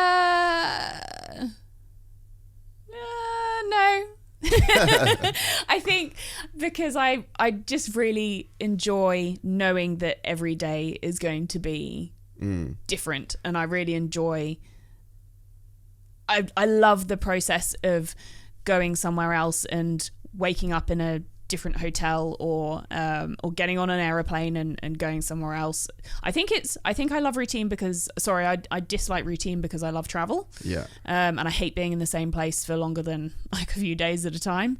And that to me equates to routine, which is what I think, because like I have negative memories of COVID.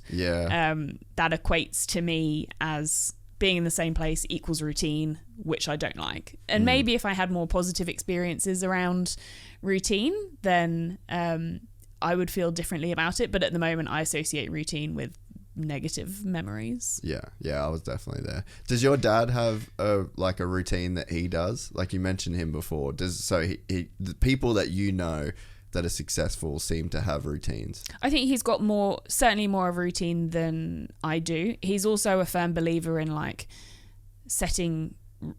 laying down roots, and you know, building yourself a foundation, a base and stuff, which I'm less, and I think maybe that's a generational thing, but I'm less of that. I mean, I own an apartment in Brisbane and that's my home, but I would be quite content if I didn't have that. You know, I'd probably need somewhere to put all my racing uniforms and various work uniforms. It'd be hard to permanently live out of a suitcase. But yeah, I'm not somebody who craves my own bed, or like we've just been in Townsville. We did back-to-back race weekends in Townsville. And you know, people after 2 weeks away racing, like, oh my God, I can't wait to be in my own bed and all of that. But I just don't get that. And maybe that's, for a lot of people, it's associated to family and things. And, you know, I don't have a family to come back to or whatever, and nobody is reliant on me, and I'm not reliant on anyone else. But I don't get that sense of needing a base and needing to have laid down roots anywhere or anything like that. To me, it's, you know, I went through a period of being domesticated, and it's not for me, or certainly not anytime soon. Never say never. I'm a firm believer in never saying never.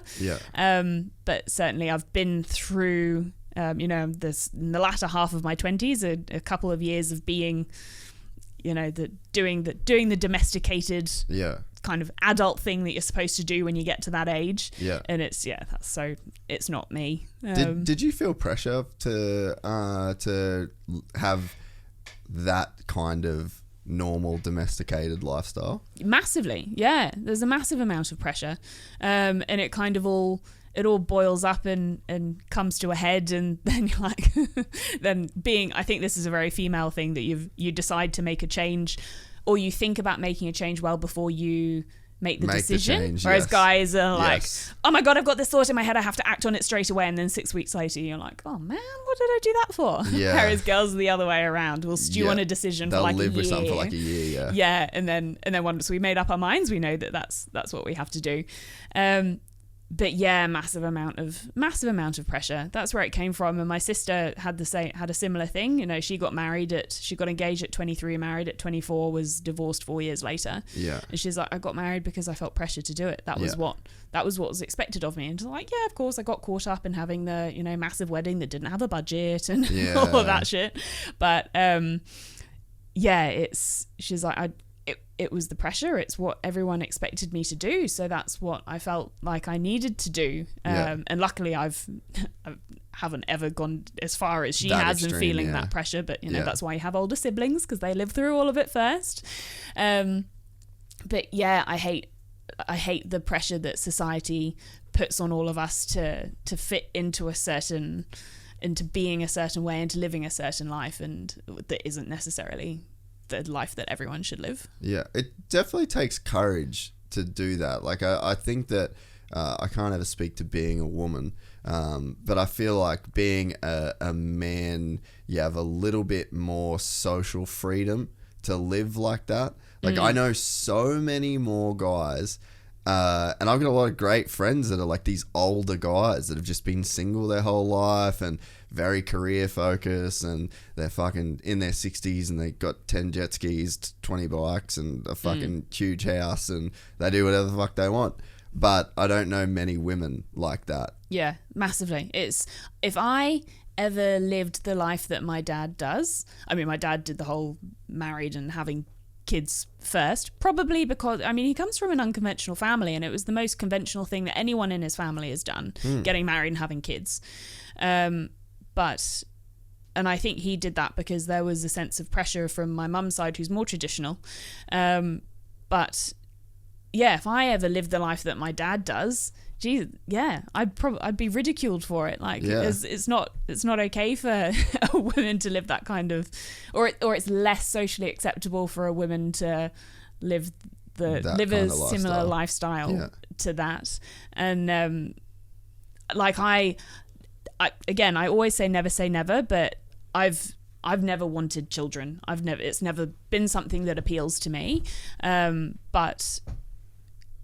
And it's changing more over the years as I've got older, because people, you know, now at the age of 30, people are like, okay, you probably know whether you want kids or not at the age of 30, because, you know, biological time clock's ticking and all that shit. Is that even fucking a thing in 2021? I feel like we're fucking pretty solid on technology.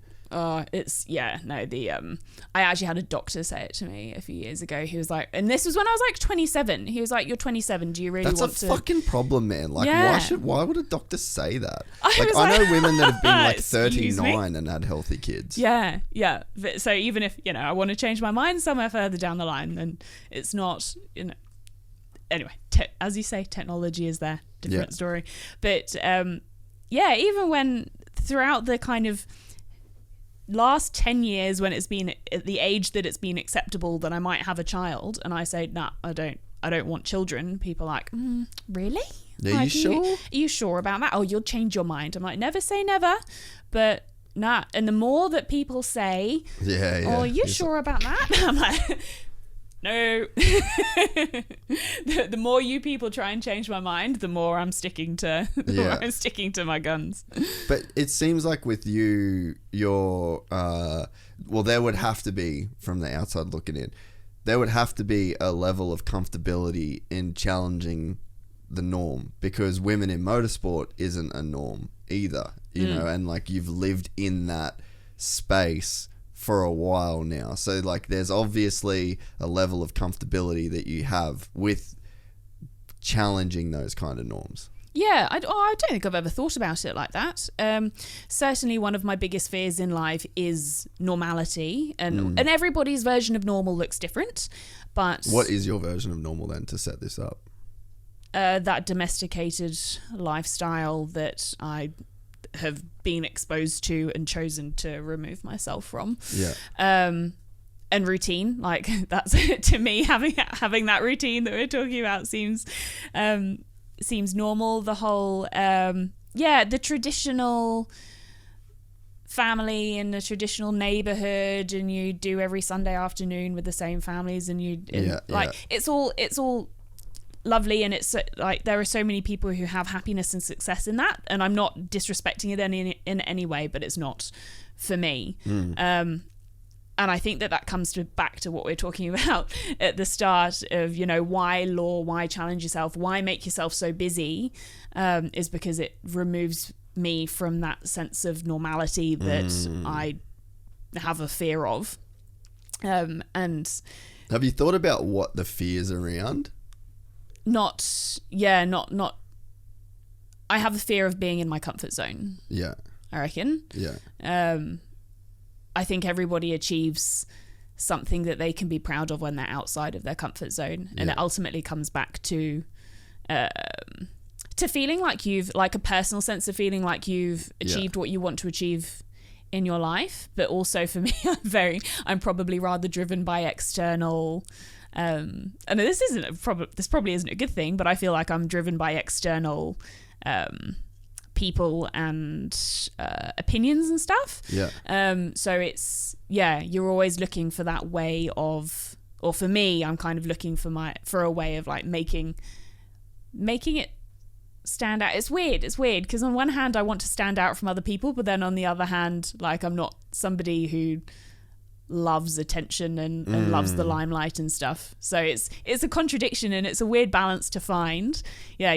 I love it on one hand of being somebody who does something different, but on the other hand, but you don't necessarily want to be like praised for that. It's more of like an internal thing. I think that hits the nail on the head. I'm not seeking praise. I'm not seeking for I'm not a glory hunter by any means, but I want to make a difference to a world, to someone else's life. And I think that the whole women in motorsport way of the women in motorsport work that I do is a way of it's an outlet for that. Because somebody has to do it, right? They don't have to. No, but nobody has to. But I mean, for women in motorsport to become more of a common thing, or to have like great women in key roles within motorsport, like there has to be somebody that comes through first and is a part of making that happen. And maybe it's not one person, maybe it's a collective of people, but at some point there has to be someone that, like you said, takes a step forward past what is normal, and then someone else takes a step past what is normal. Like, I always think about that in the sense of why I think we find famous people so interesting. So you take somebody for like Madonna, for instance. There was like this box that society was in. This is what most people fit into, this rounded sphere. And then there's Madonna. Yeah. And then you get these people that are like, fuck, look at Madonna. Look what she's wearing. Look at how she's dancing. Look at how she's speaking as a woman. And then all of a sudden you get more people that are like down to go outside of that box. And then society's normal gets a little bit bigger. Yep. Like, you'd think just the average, you could go in like the Sydney CBD or like New York and LA are great examples of this. Like, you just see these people walking down the street that they're just so outside of normal, but there's like a bunch of them. And then you watch, like, I used to go have the coffee at the same place in Beverly Hills every single day, and like you'd see like this really cool chick or like some really cool queer dude that was like wearing some new shit, and you'd see him on the street, and everyone's like a little community, and then you'd see that guy over and over and over, and then in a few months time, like, more people are starting to look like him or like her. So it's like you need these people that take a step outside of convention to make it more normal for people. It's something that I've kind of been thinking about recently is why me? Why is it taken? And I think this taps into what you were saying, but why me? Why am I the person who's kind of championing this? And it's not that other people aren't, but I feel like it's I'm kind of and I hate talking about what the media say and all that stuff, because it's stupid to even talk about the fact that the media write stuff about me, but in motorsport, in our tiny little bubble, they do. but it's kind of, I'm seen as the person who's kind of leading the way for motorsport, for women in motorsport in Australia. And my good friend Molly Taylor, of course, is rally championing that as well. Yeah, she's brilliant, isn't she? When I grow up, I want to be Molly Taylor. Yeah, she's brilliant. Yeah, she's become such a good friend over the years. And she is a massive champion for women in motorsport. And we've both kind of come from similar backgrounds of going, well, we don't want to talk about the fact that we're women in motorsport. We just want to get on with our jobs. But then realize that actually the sport will be a better place if we have more women involved. And for my side of it, it's about that innovation that we were talking about earlier. If we have more diverse motorsport industry, then we'll have more innovative ways of thinking, and we'll continue to keep pushing the boundaries of what we can do. But yeah, coming back to like why am I the person who's doing this? Why did nobody else get there first? Like, what was the difference between, because I'm not the only person who's thought about it, but why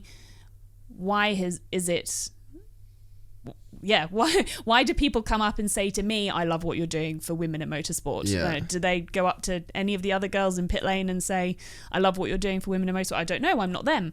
But sometimes I'm like, but why is it coming down to me? But then also it's coming down to me, or not solely down to me, but I'm part of it because I've chosen to take that step. For me, that it kind of all started in, I think it was 2017. And Susie Wolf, who's the former Formula One driver, she had started a program called Dare to Be Different.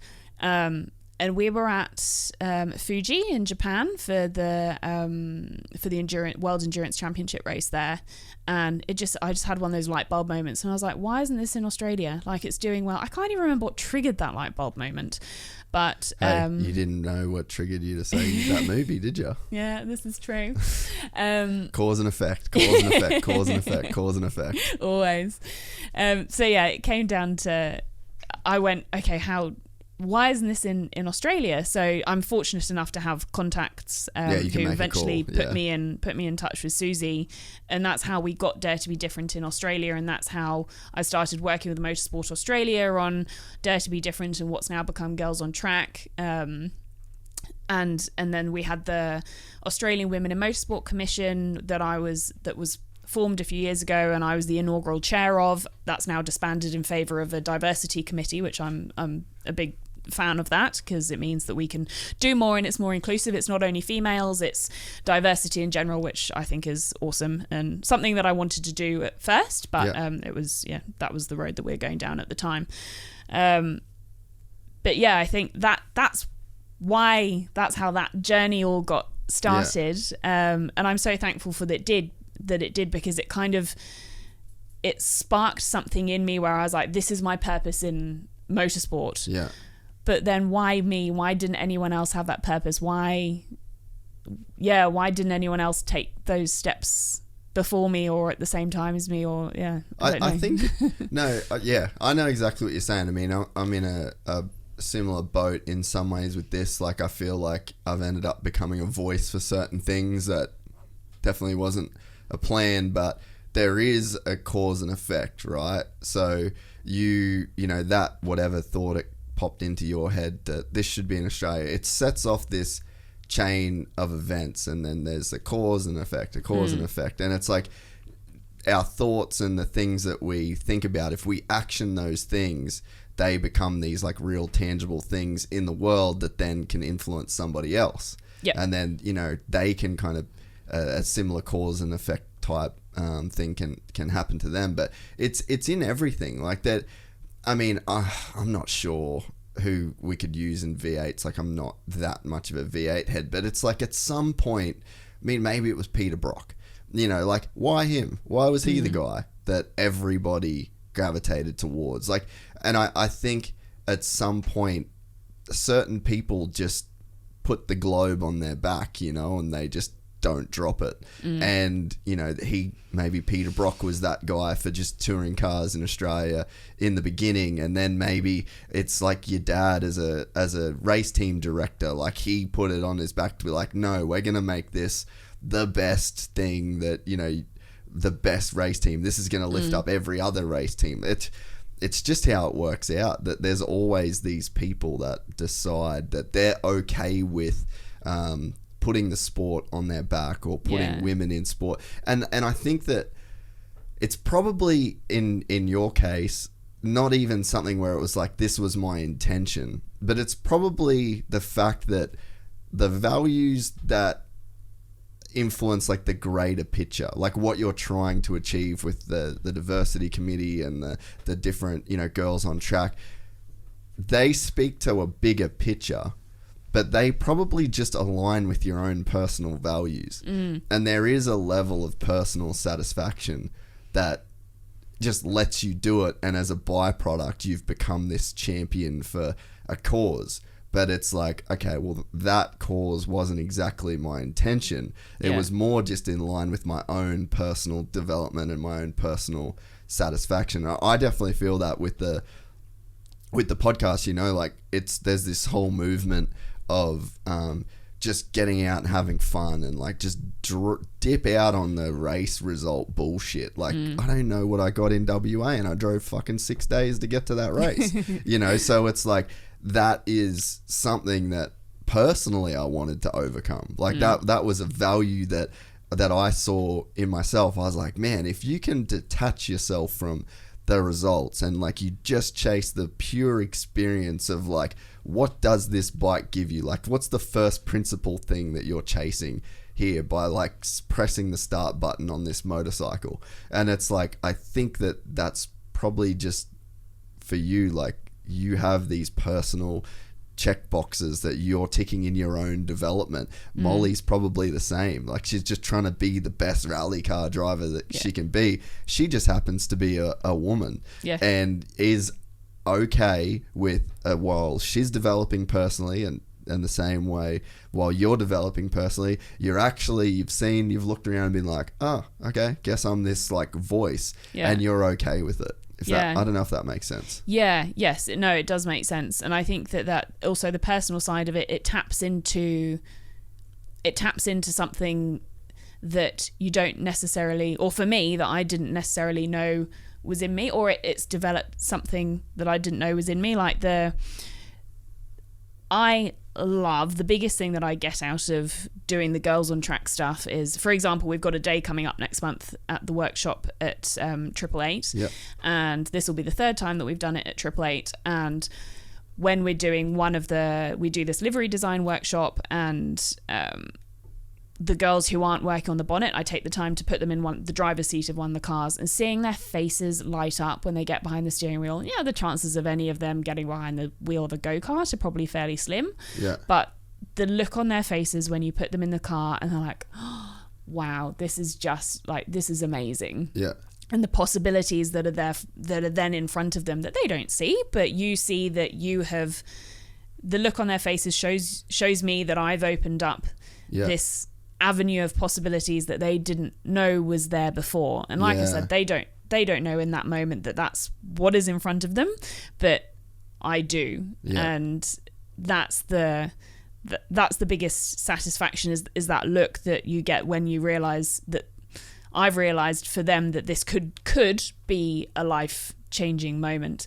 And from there, that feeling has got me into I'm working on a community kind of program at 888 at the moment, where I want staff to think about what is a meaningful, it doesn't have to be charity, but some form of non-profit, or, it might be a sporting organisation that their kids are involved with, or a sports club that their kids are involved in, but something that's community facing. And all we need to do is open up the workshop, for a few days, for a couple of hours after work or on a weekend or something, and show these people around, because the difference that we can make to somebody's life by showing them the race cars up close is massive.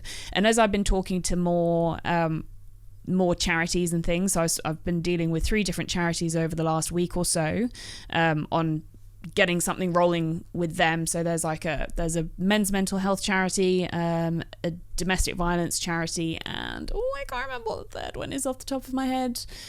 Something underprivileged children who've been impacted by, it might be another domestic violence charity as well.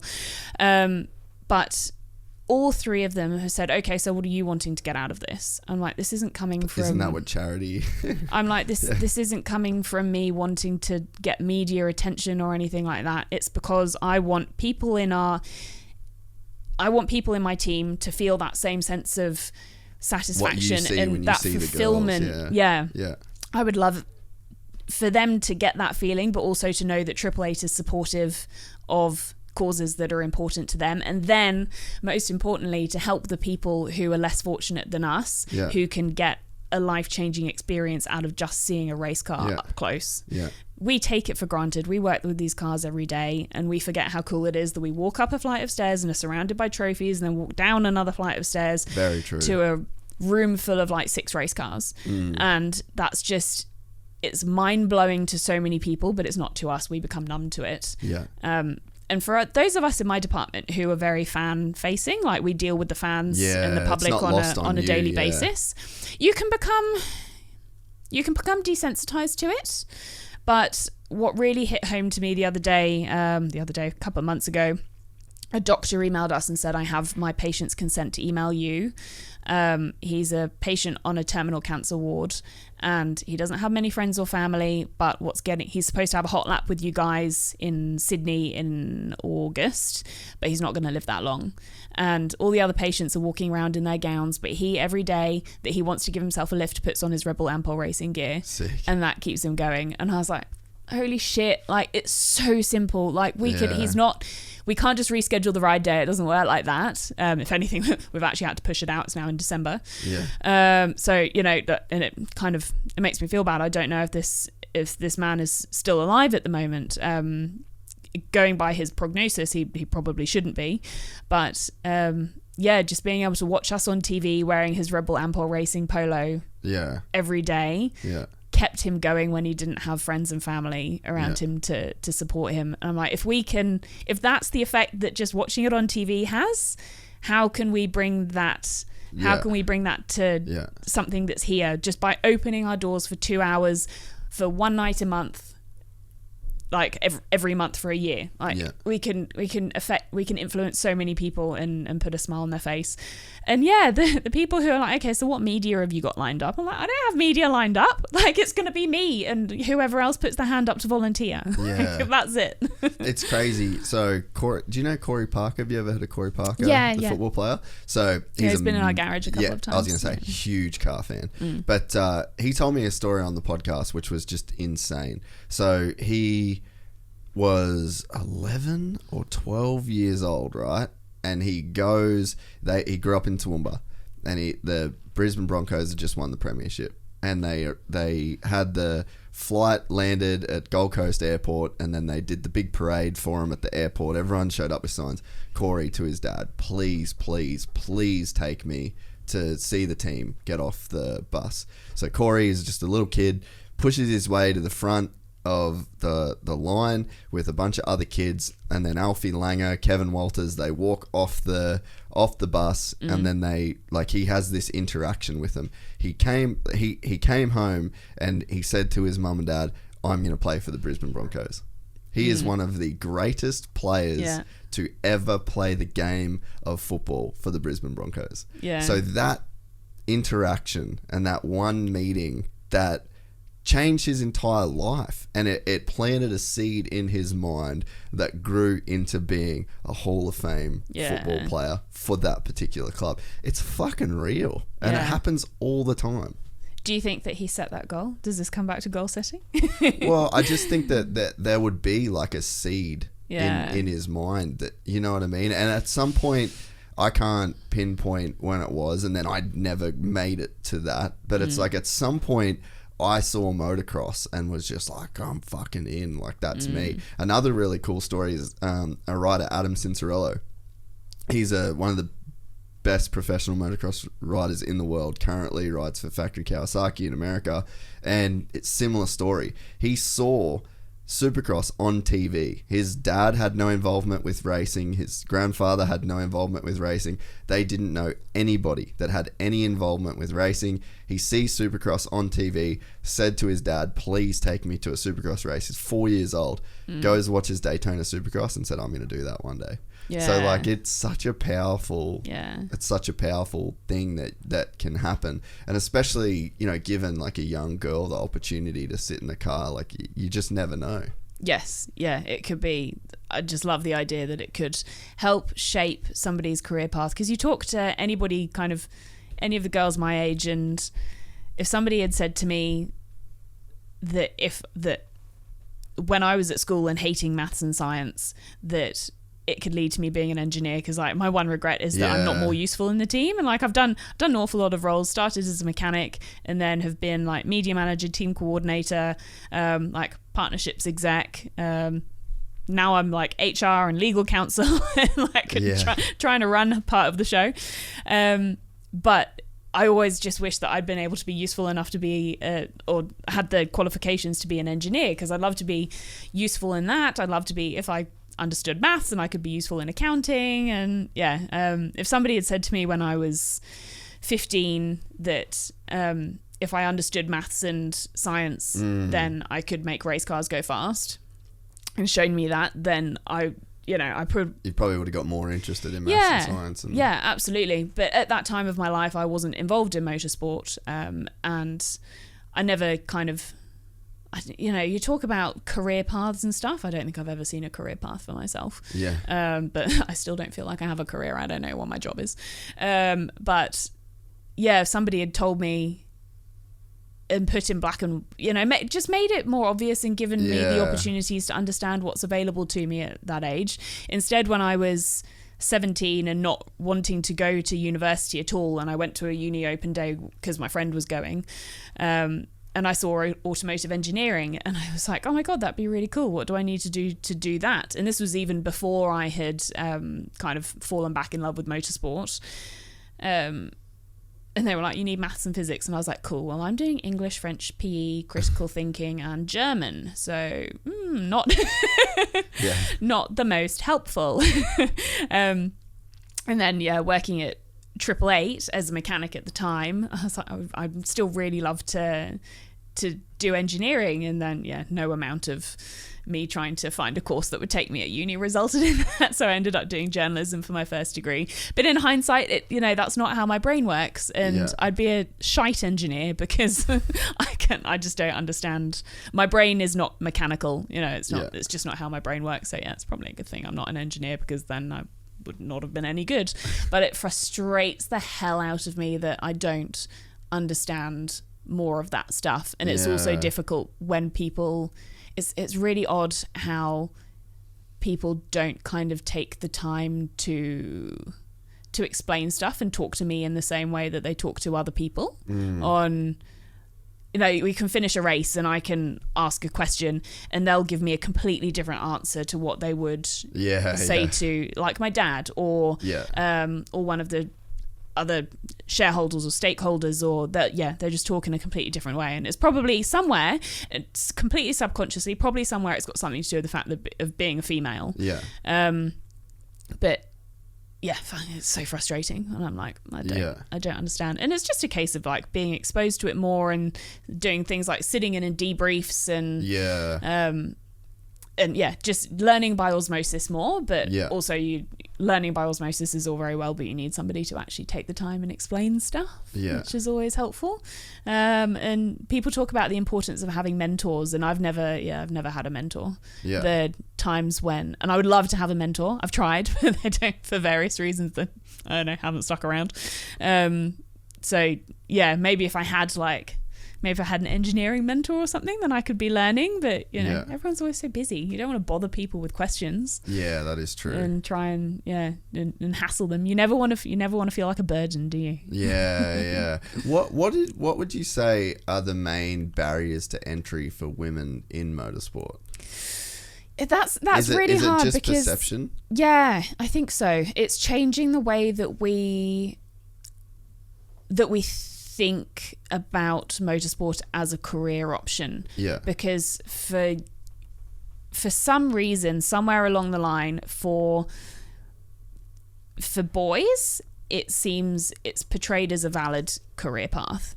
For girls, it's that would be nice, but yeah, it's probably not realistic for you. But why? Why is that the case? And I think perception is a massive part of it, because actually, when you break it down to actual barriers, there are none. People aren't interested in what gender you are once you're actually trying to get into the industry. All anyone cares about is how good you are at a job, how well you can do your job. And I get asked that a lot. I get asked, why, what are the barriers? And I'm like, well, it sounds silly saying there are none because there are so few female in motorsport. Obviously, there are barriers. But that's such like a good way to look at it, because, I feel like I could say unequivocally, I'm so down with a woman to do any job. Like I don't have any problems. There's no part of me that has any kind of like old Darwinian thinking that would say that a woman could not do a job. Physically, can a chick pick up as many tires as quick as a dude? I don't know. Maybe the fucking big chick off Game of Thrones could. Or like a chick that's like that, what's the Leah or whatever, the CrossFit Games, maybe that chick could.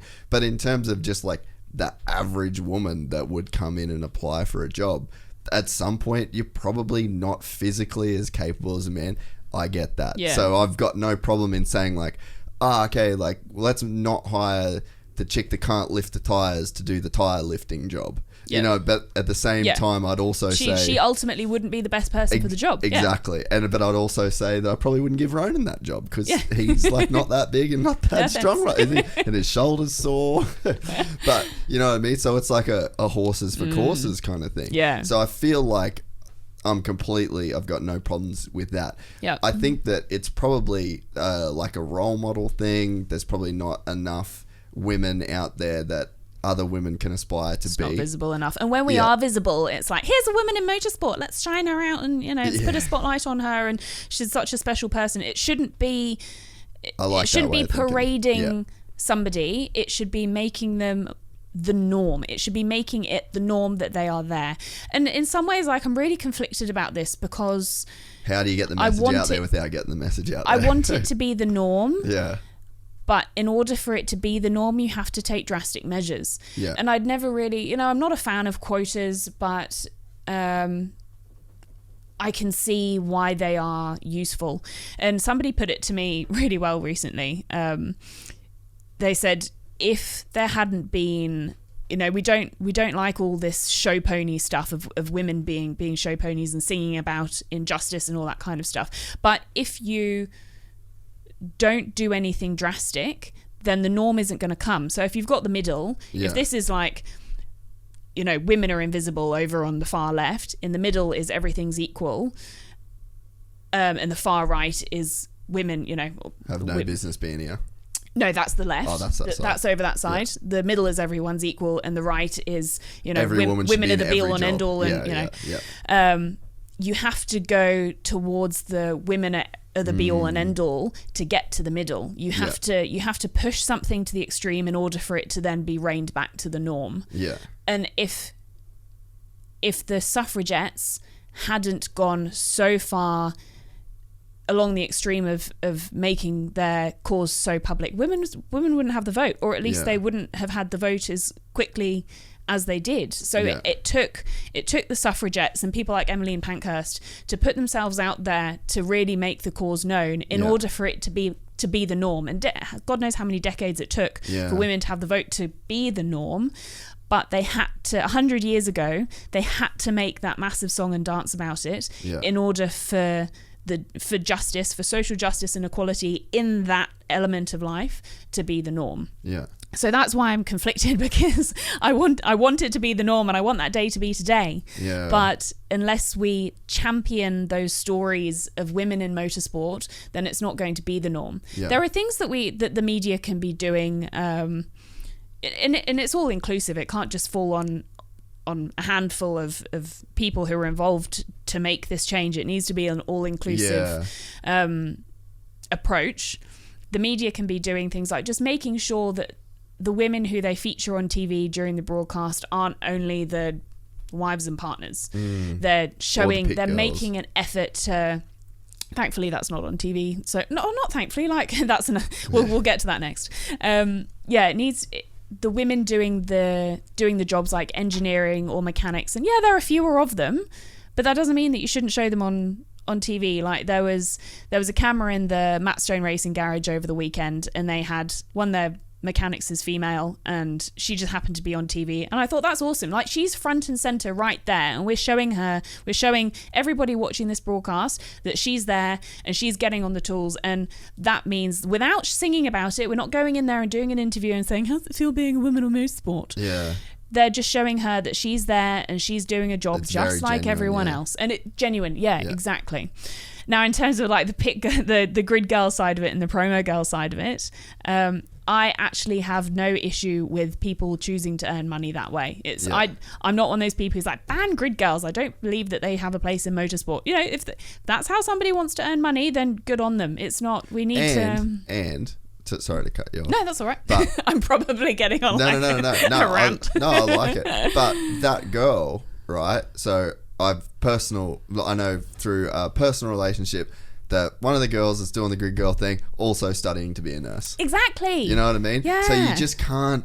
This is a problem with these blanket things of like ban grid girls. Okay, well, there's a fucking very attractive girl that's been blessed with what she's been blessed with. That's got great relationships with the company that books those girls, because over years she's shown up on time. She's never fucked drivers. You know what I mean? Like there's a really good woman there that is like working, and then the money that she makes from that, she's fucking putting herself through nursing school. So there's a problem with making those statements like ban this, you've probably got there's 100% dickhead versions of those girls that, you know, but there's 100% dickhead drivers. Yeah, totally. And unfortunately the girls who receive the bad press, the drivers don't receive bad press in that respect. But I remember talking to a girl at Clipsal, and she'd been a Clipsal girl for like 5 years in a row while she was doing her 7 years of medical degree of becoming a doctor. And then they banned Clipsal girls. And like, you know what you could have done? You could have kept your quota of Clipsal promo staff, made them half male, half female. Yeah. Stop them they don't have to wear seatbelts around their tits because 1 year that was genuinely their outfit, literally just seatbelts around the tits. Yeah. And put them in something that's still, you know, flattering and looks good and says what you want it to say about your brand, but have blokes there too. And there might be fewer men who will be going for those jobs or whatever, but they're still there. They're brand ambassadors. Change it from being a promo girl and a grid girl. You're there as a brand ambassador. And you should put requirements in place. You have to know what you're advertising. Have to know who you're working for. You have to know what you're selling, because you are there to promote that brand. So if we change this whole mindset from promo girls and grid girls to brand ambassadors, or whatever you want to call it, promotional staff who are actually there to do a job, don't just have them standing there holding a sign and posing and what have you. Have them actually out there like selling the product, educating people about what's being sold, taking down data so that that's actually useful for the company, rather than just standing there posing for pictures or whatever they do. And I mean, there is like an experiential component though to going to a race, right? Like you're there to. When I was in America, we worked with this firm they work for one of our clients, and then we'd come together with this agency. And this guy, man, he was a fucking stud, like suits kind of stud dude, you know. And he just said 3 words, everything. He's like 3 words, bro, big and sexy. Big and sexy, big and sexy, big and sexy. And he'd say it over, and I was just like, fuck this guy with this big and sexy. But that's what it is. That's what sells, man. Big and sexy. And it's like, why are we going and racing these fucking insanely fast cars around in a circle? It's big and sexy. Yeah. It's an experience. Adrenaline. Like you're this average punter that lives the life that he lives, and then, you know, for the majority of people that you're working this 9 to 5 existence, that your days are mostly the same, and then you get once a year Clipsal 500 rolls into town Yeah. and it's a fucking carnival. You know, like you want to see the big sexy cars. You want to see the big budgets, the big haulers, the hot girls. Like, I mean, fuck, I guess like... And the hot blokes. And there's some fucking good looking dudes there as well.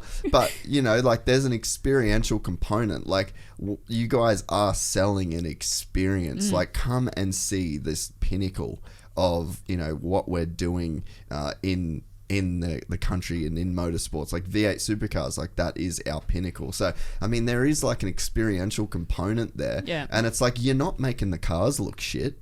Yep. So why would you make the people that are involved with like, I don't know, I mean maybe there's a bunch of holes in my argument. Yeah. But to me it's like there is, again, just maybe we don't have to overthink certain things like this. Maybe things don't have to change. Maybe there's ways that, like you said, you can just put some processes in place where it's like, let's make sure maybe these people have some connection to motorsports. Maybe these people have connections to the industry, or there is certain requirements that it becomes more of a genuine thing. But just to cut a person's opportunity because they're great looking and have a fucking good set of tits, like, is that fair? Like, is there equality in that? Like, we'd be doing that to kind of champion equality. Yeah. But then it's like, where's the equality in that? Like, sorry, you're too hot.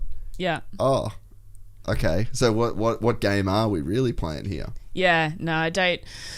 I've been asked a few times over the years about, like, especially when like the Miss Supercars thing was axed, and then Supercars changed their rules. Actually, Supercars has handled this so well. They didn't tell sponsors that they can't have promo girls. They gave guidelines on how they should approach promotional staff. Yeah, okay. And I think Monster are the only ones who haven't adopted those guidelines, and they still have that. But because that's their global marketing strategy, and they're not about to change for and just 'cause also Supercars want them they to. inject a boat ton of cash into, you know, like the all industries of sport and motorsport as well. Monster, do you mean? Yeah, just like globally, you know what I mean? Like it's like you said, it's a bigger part of the sport, and it's like, man, we'd lose a lot more if Monster pulled, you know what I mean? Yes, like if Monster pulls the pin over something like that, it's exactly. just, we'd lose a lot. Totally, and that's why the Supercars handled it so well. Yeah, you hit the nail on the head there. I remember the year that the Clipsal girls were banned, which was like 2016, I want to say. I got a call from one of the TV journalists when we were flying down, and she said, we need to get a comment from one of your drivers on the Clipsal girls being banned. And I went, we don't have anything to say on that. It is what it is. We don't have anything to say. And she kept pushing me. She's like, okay, well, can you give an official team statement? And I was like, we don't have promo girls. It's not something that we want to comment on. Well, remind me who your team is again? Red Bull Racing Australia. So you have the Red Bull girls. I went, no. By proxy? No, and she was like, she kept pushing me. She said, yeah, you get the girls who hand out the cans. I went, the Wings teams, they're not promo girls. They're hired as marketers. They're hired, they're a part of a team. Student brand managers or Wings teams or whatever they're called. And they're there promoting a product. You ask any one of those girls who's handing out cans at events and sampling about the product, they know everything that there is to know. They can tell you everything. They are so well educated on what they're selling. And she's like, and she kept pushing me. She's like, are you telling me that they don't walk around in small clothes? I went, what those girls wear is not my business. They wear what they're comfortable in, and I'm not making any comment on what Red Bull do or don't require their staff to wear when they're out there sampling. And I was like, I'm about to hang up on you.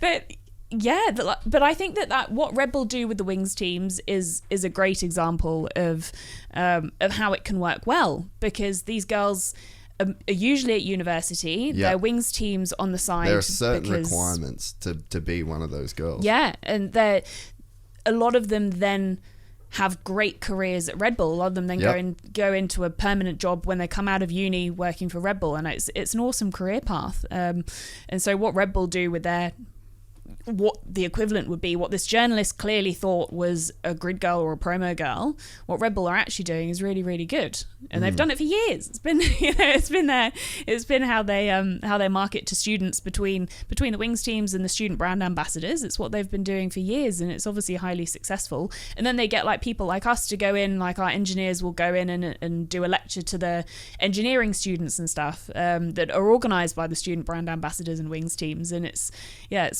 kind of all encompassing, and it's a really good holistic approach to marketing. But we've kind of diverted from the promo girls, grid girls, women in motorsport thing. I like tangents. I feel like it makes the time. It really fills the time with interesting things. So deviate all that you want, because it is a great argument. Like obviously I've got a super close relationship with Red Bull, and man, I've got people that I work closely with that are in like really high positions at Red Bull that are female staff that were wings teams. Yeah, totally. It's a great way of finding talent at a young age and bringing them up to work in the Red Bull way. You know, we talk about bringing staff through and learning the 888 way and having them accustomed to the way we do things from a young age. And you talk about, is there more value in bringing in somebody from outside who has a lot of experience, or is there more value in bringing somebody up from the bottom, within, you know, from the start of their careers, and teaching them how we do things and getting them to you know, into the 888 mentality from an early age, and getting them on our bandwagon. You know, both have merits and both have disadvantages, but that's what Red Bull do. They get you on board, or they get the wings teams and student brand ambassadors on board at a young age, and they sometimes get, you know, entire careers out of them.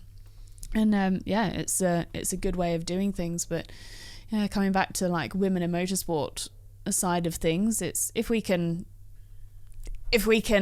make the image of women in motorsport more normalized, then we'll get somewhere. Actually, I remembered what you were talking about, the physical side of like a woman being able to do a job and stuff. When it comes to the driving, people say, the car doesn't know the difference between a male and a female. Absolutely right. But the way we put together the car does. And at the moment, if you look at like Formula 3, or Formula 4, there's no power steering in those cars. So when you've got two 15-year-olds driving them, you know, the boy's going to be stronger. The girl's going to struggle to heave a car around that has no power steering. Things like there's a female Colombian female driver called Tatiana Calderon. When she was doing Formula 2 and Formula 3 on a global stage, she had issues with the control pedal box. Every car has the same pedal box, but her feet are like half the size of the next male driver's smallest feet. So how on earth was she going to be able to use the throttle properly if her foot covers half the amount of the pedal as the other person does?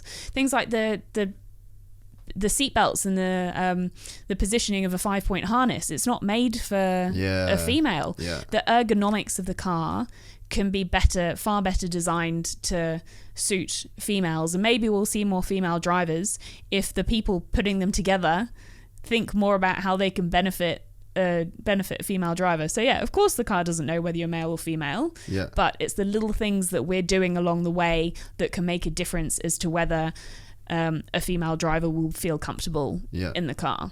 So to speak on Molly, because she's obviously a super successful rally driver in Australia. She still drives the Subaru, when she's here, yeah. So is there a difference between, again, I'm like predominantly a two-wheel guy.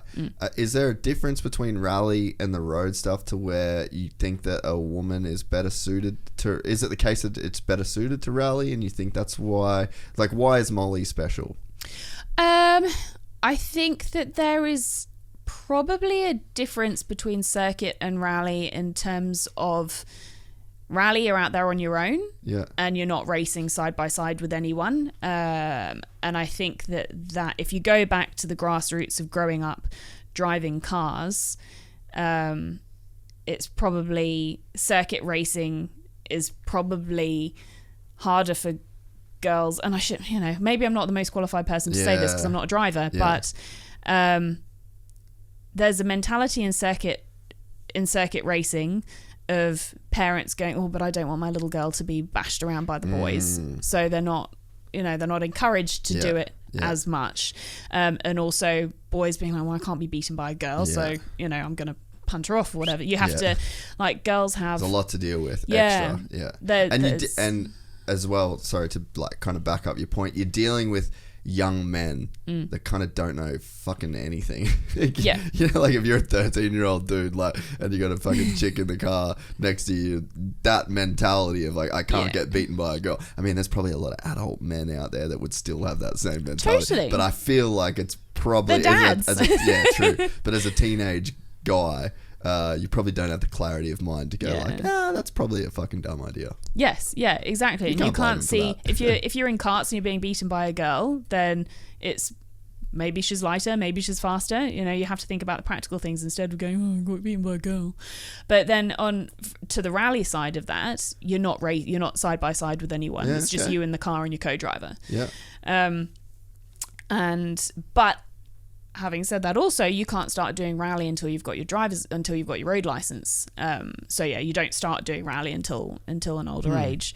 But yeah, Molly's been successful because she's, having talked to a couple of co-drivers now that I'm in the rally world and spoken to a few co-drivers, they just say about Molly, she's 110% all the time. Yeah. She doesn't back off. She's just, she's felt like when she's driving, her commitment to every corner is just next level. And until I got in the car with Molly in November last year and did a hot lap with her, I did not fully appreciate the difference between circuit racing and rally. It's wild, isn't it? It's just, it's insane. Like the way that they throw the car around, the way their feet work, the way you take corners, the way the attitude of the car, the way that they... the way that you throw the weight of the car around is the biggest thing, but it's just totally different. And obviously I had an appreciation that they're different, but I did not fully appreciate it until I got in the car with Molly. It's just insane. Yeah, so much respect. That's awesome. Yeah, I've low-key massive fan of hers. I actually sat. We rent this studio out, and one of the podcasts that happens in here had her on, and I was just watching and listening to this podcast like, you are a fucking G. Yeah. Well, when she's back from Europe, yeah, definitely get her on. It's funny. So Renee Gracie, she was renting this studio. She's been on Gypsy Tales as well. Yeah, and I've listened to her episode. Yeah. Oh yeah, I fucking love her. She's awesome.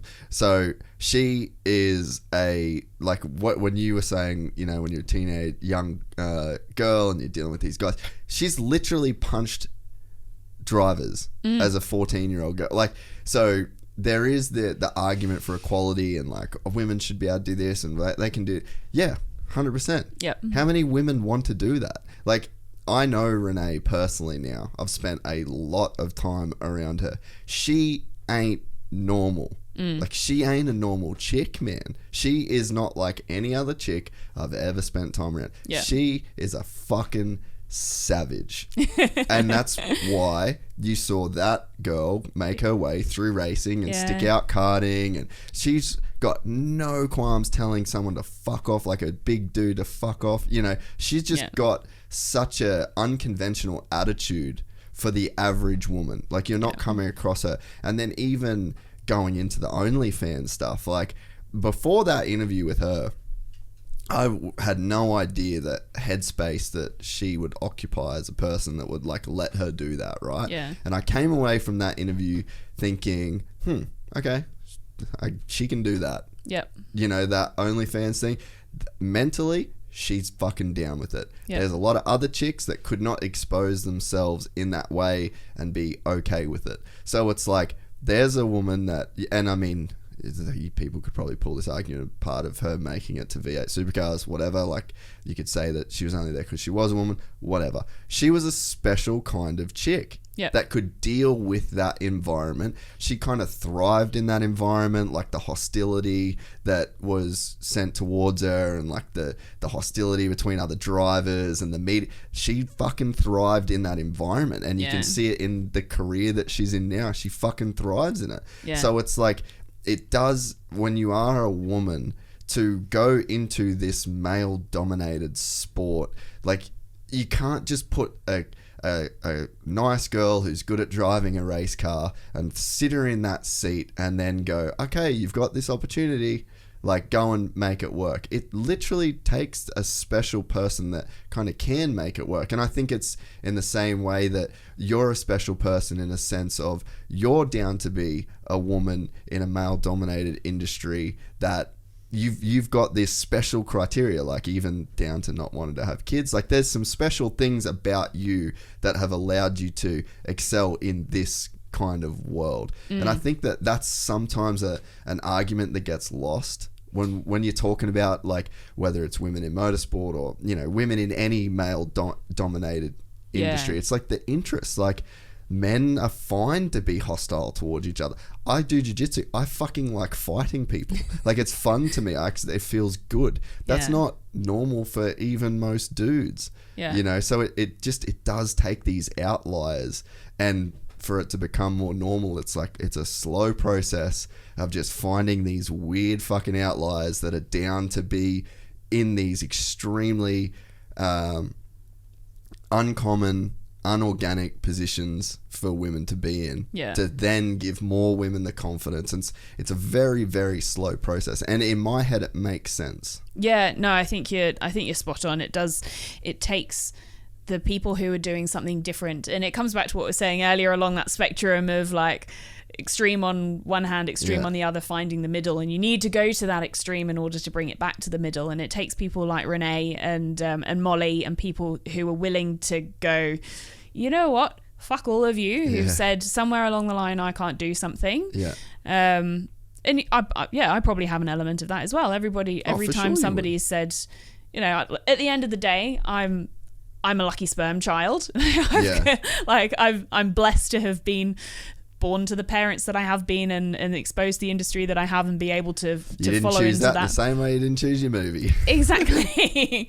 So, like, it's what you kind of, although I didn't choose any of that, it's then what you do with it. And like Renee is obviously carved two successful. Well, I mean, it's debatable whether whether racing is success. I see it as successful because she paved the way for other people. Anybody who saw her, any young girl who saw her driving and said, oh, there's a girl driving, I feel like I could do that too. That to me is success.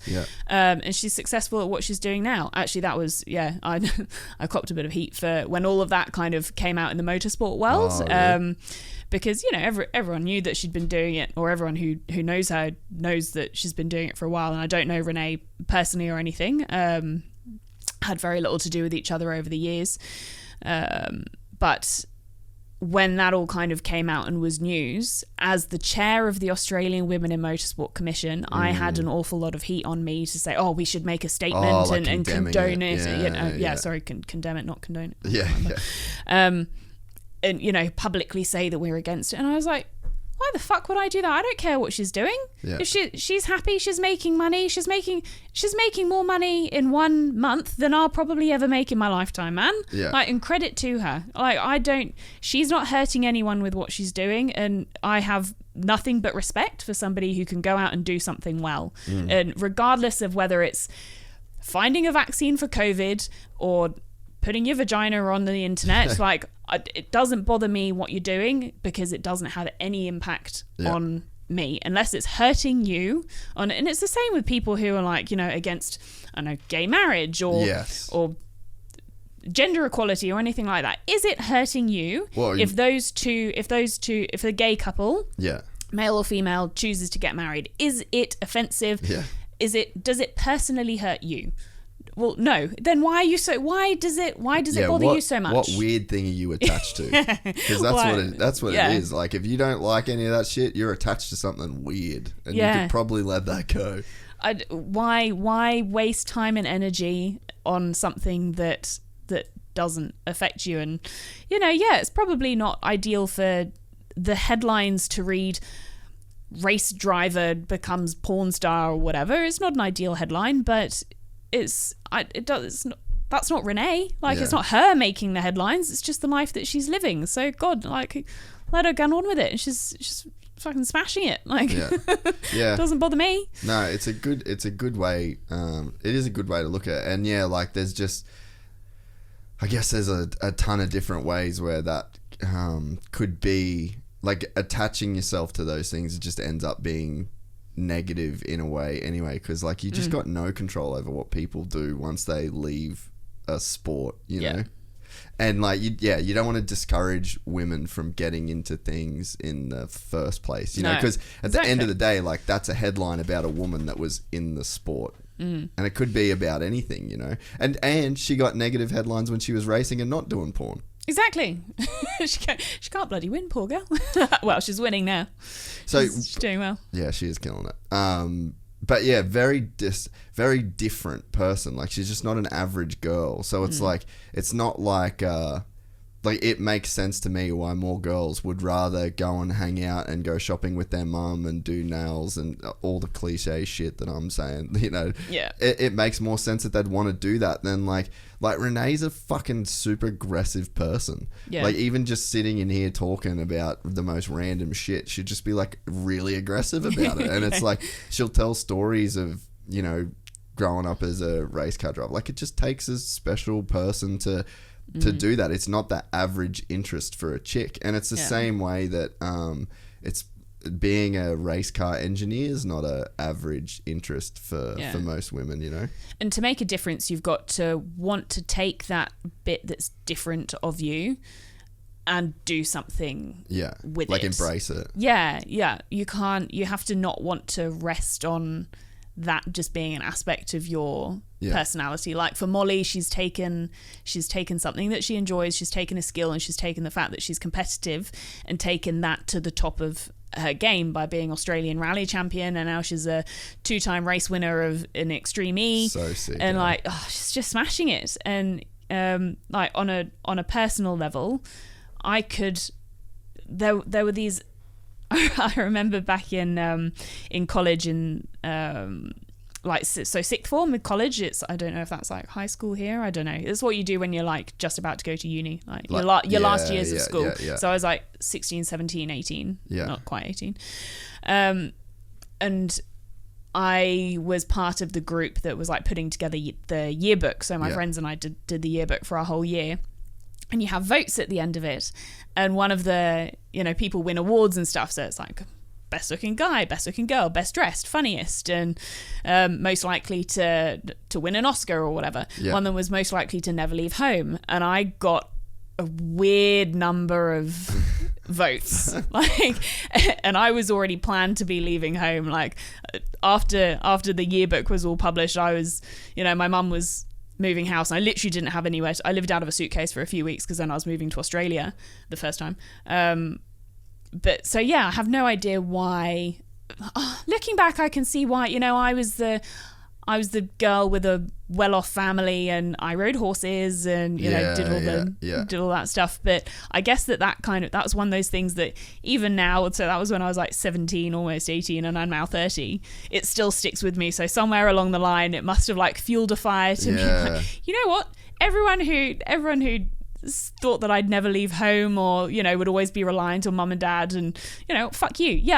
Like I said earlier, I'm a lucky sperm kid, but I'm never going to sit back and just rest on those laurels. And that's not how I was brought up. And even if it was how I was brought up, I probably wouldn't do that anyway. Like me and my sister, we are very fortunate to have the family that we have, but we both work bloody hard. And I think if I have the opportunity to do more, then I always take it, because I always just want to be like pushing myself to the next level, to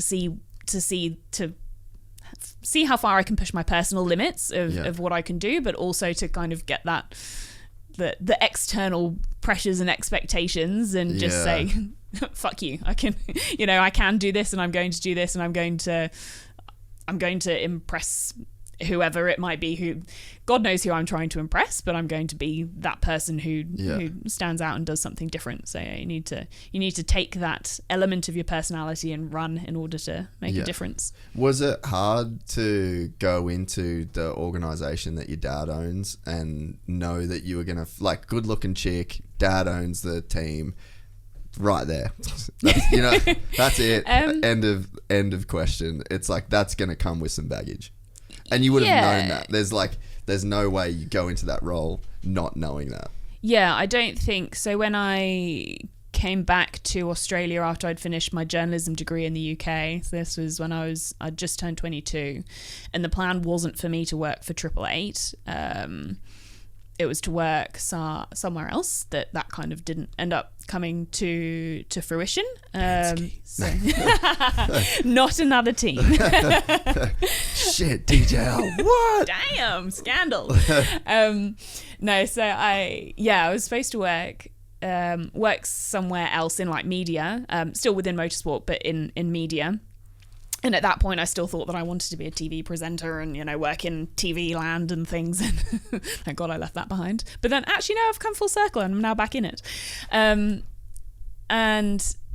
there was an element of me that when that kind of fell through and we decided to put that role that I would have been doing externally, we brought it in-house. So it made sense. It wasn't like, it was like, oh, we're just going to put Jess in the organizer. Yeah.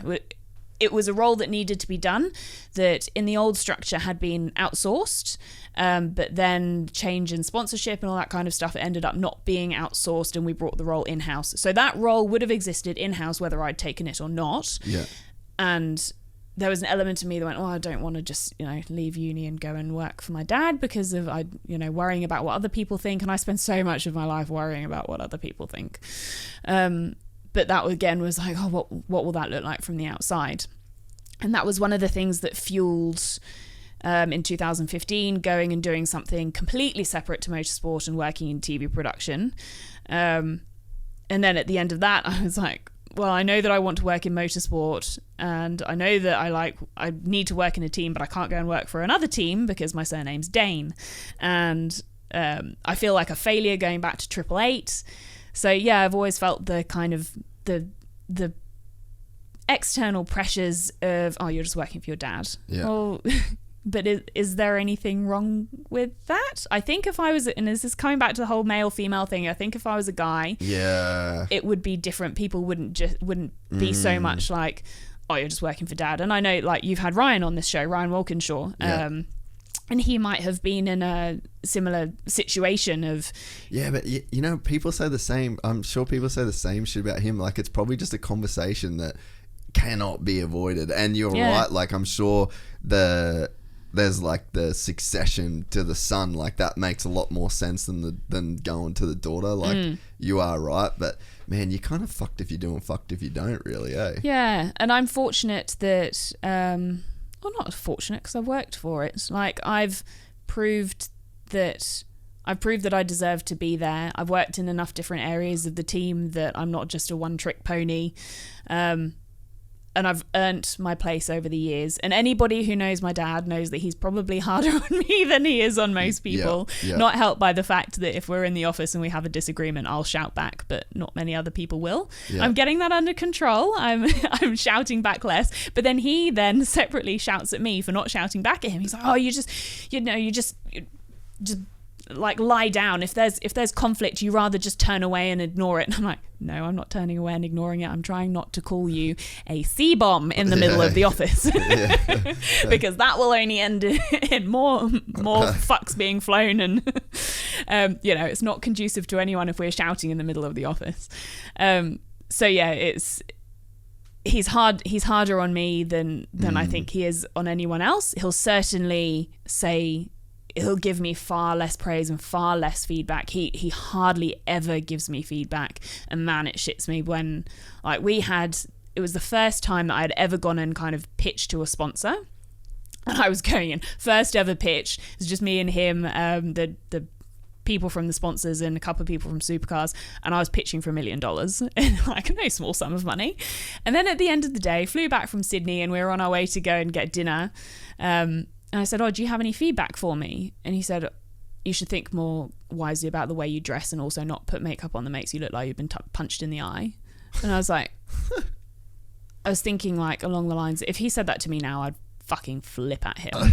But at the time, I just like, I'm not great in the moment. I was just like, just locked up. Right. Okay. I was thinking more something constructive about, you know, how I presented the pitch. Yeah. Something I can do better next time.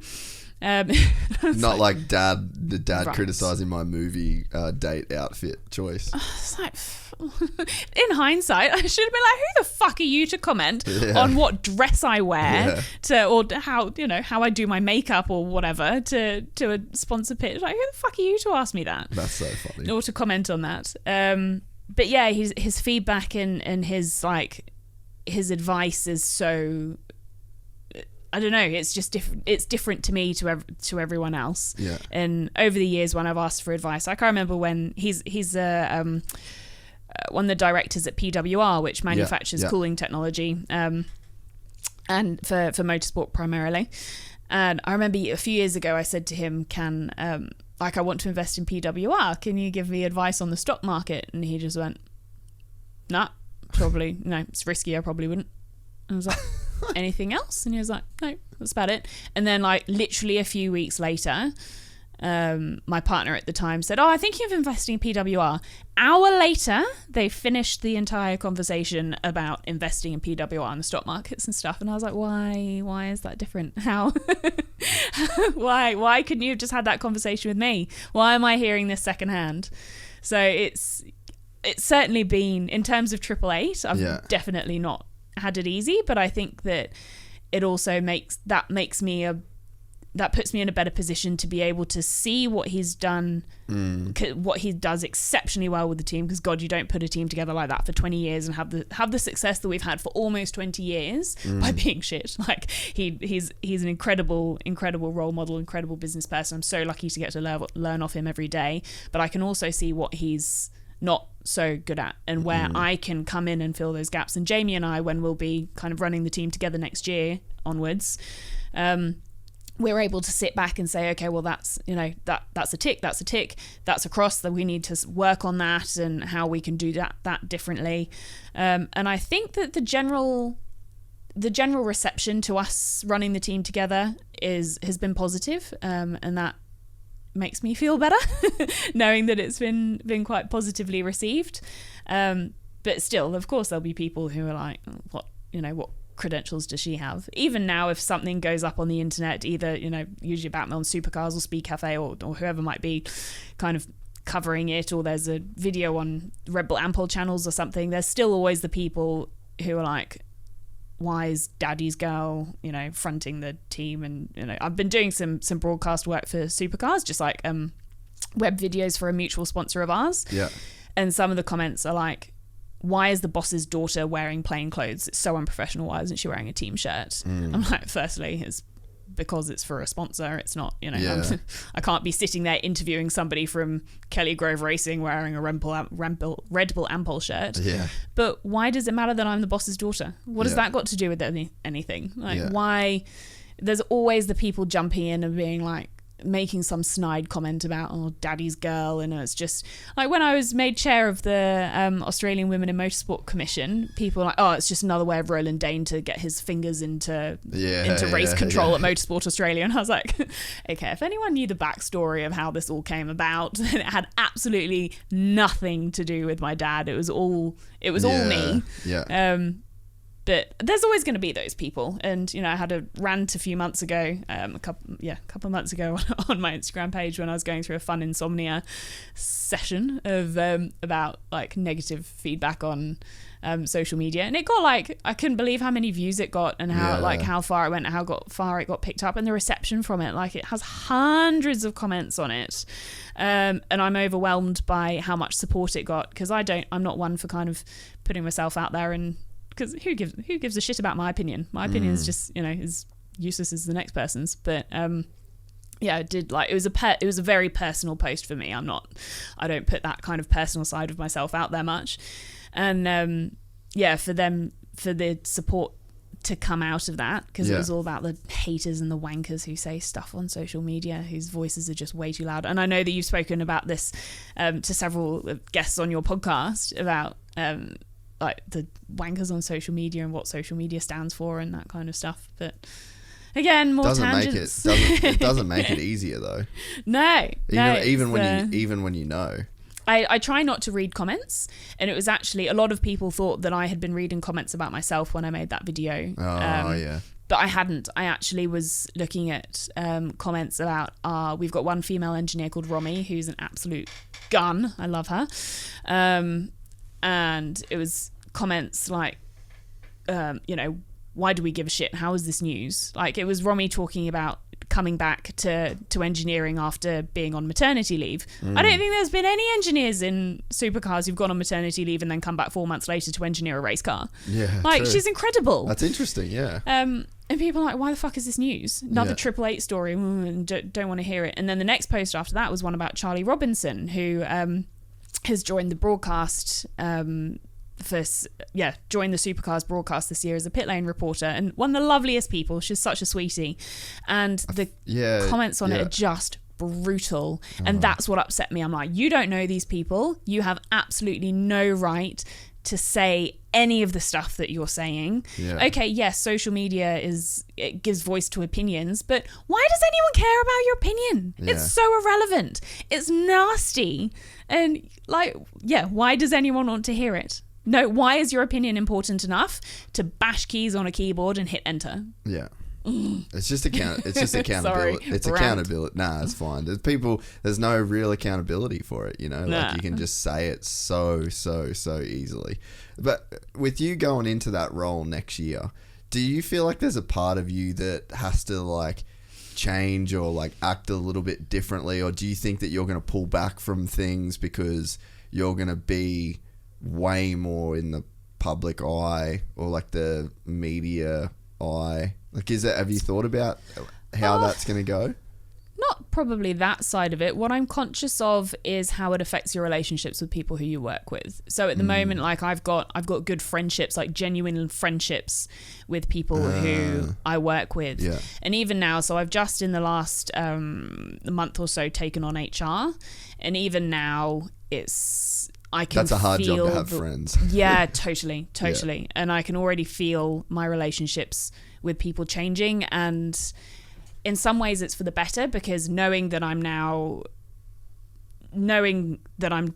more responsible for people, I'm making more of an effort to get to know people who I wouldn't necessarily know as well, and spend time with them and check in with them. Yeah.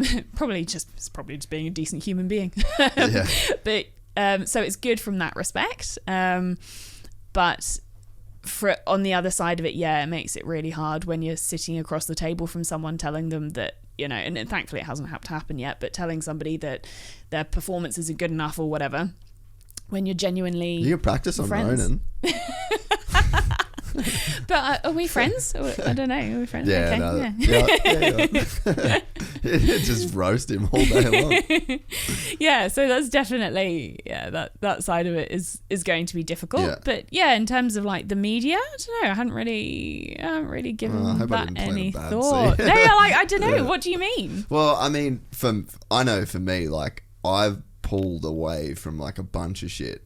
Like there's just conversations you don't want to have over and over, and you go to places where people are going to know who you are, and it's like like, because you said before, like you're not doing it to be famous, and you don't like the acknowledgement. I'm 100% in that lane, and that was honestly for the first couple of years like the biggest problem of this podcast for me was wrestling with that. But I definitely know, like if I know I'm going to be a place where a lot of people know are going to know who I am, like it changes how I guess it changes my mindset going into those places. I feel like I'm a little bit more hesitant now. A bit more reserved? Yeah, way more. I think I can think of one element of life where maybe that's true. And it's on like Hinge and Tinder and stuff. Actually, I can't really say Hinge because I've got like halfway through setting up my profile and got bored. Yeah, kill me now. But if somebody's like, "Oh, I know who you are," then I'm like, "Nah, delete." Yes, I can't. Yeah, it's really awkward. Like, I don't like it. I guess that's the only place where I don't like. People have preconceived ideas anyway, but also it's like, nah, it's weird. I'm not okay with that. But interesting. I will I hope that keep an didn't. eye I out hope I for didn't them. plant any weird seeds in your head there that you hadn't thought about. Probably not. But yeah, I mean, yeah, I could see like going into a role like that, extremely high profile, and there's going to be a lot of pressures, and the problem, this is like the fucked up thing, is that you can associate a bad race result with you.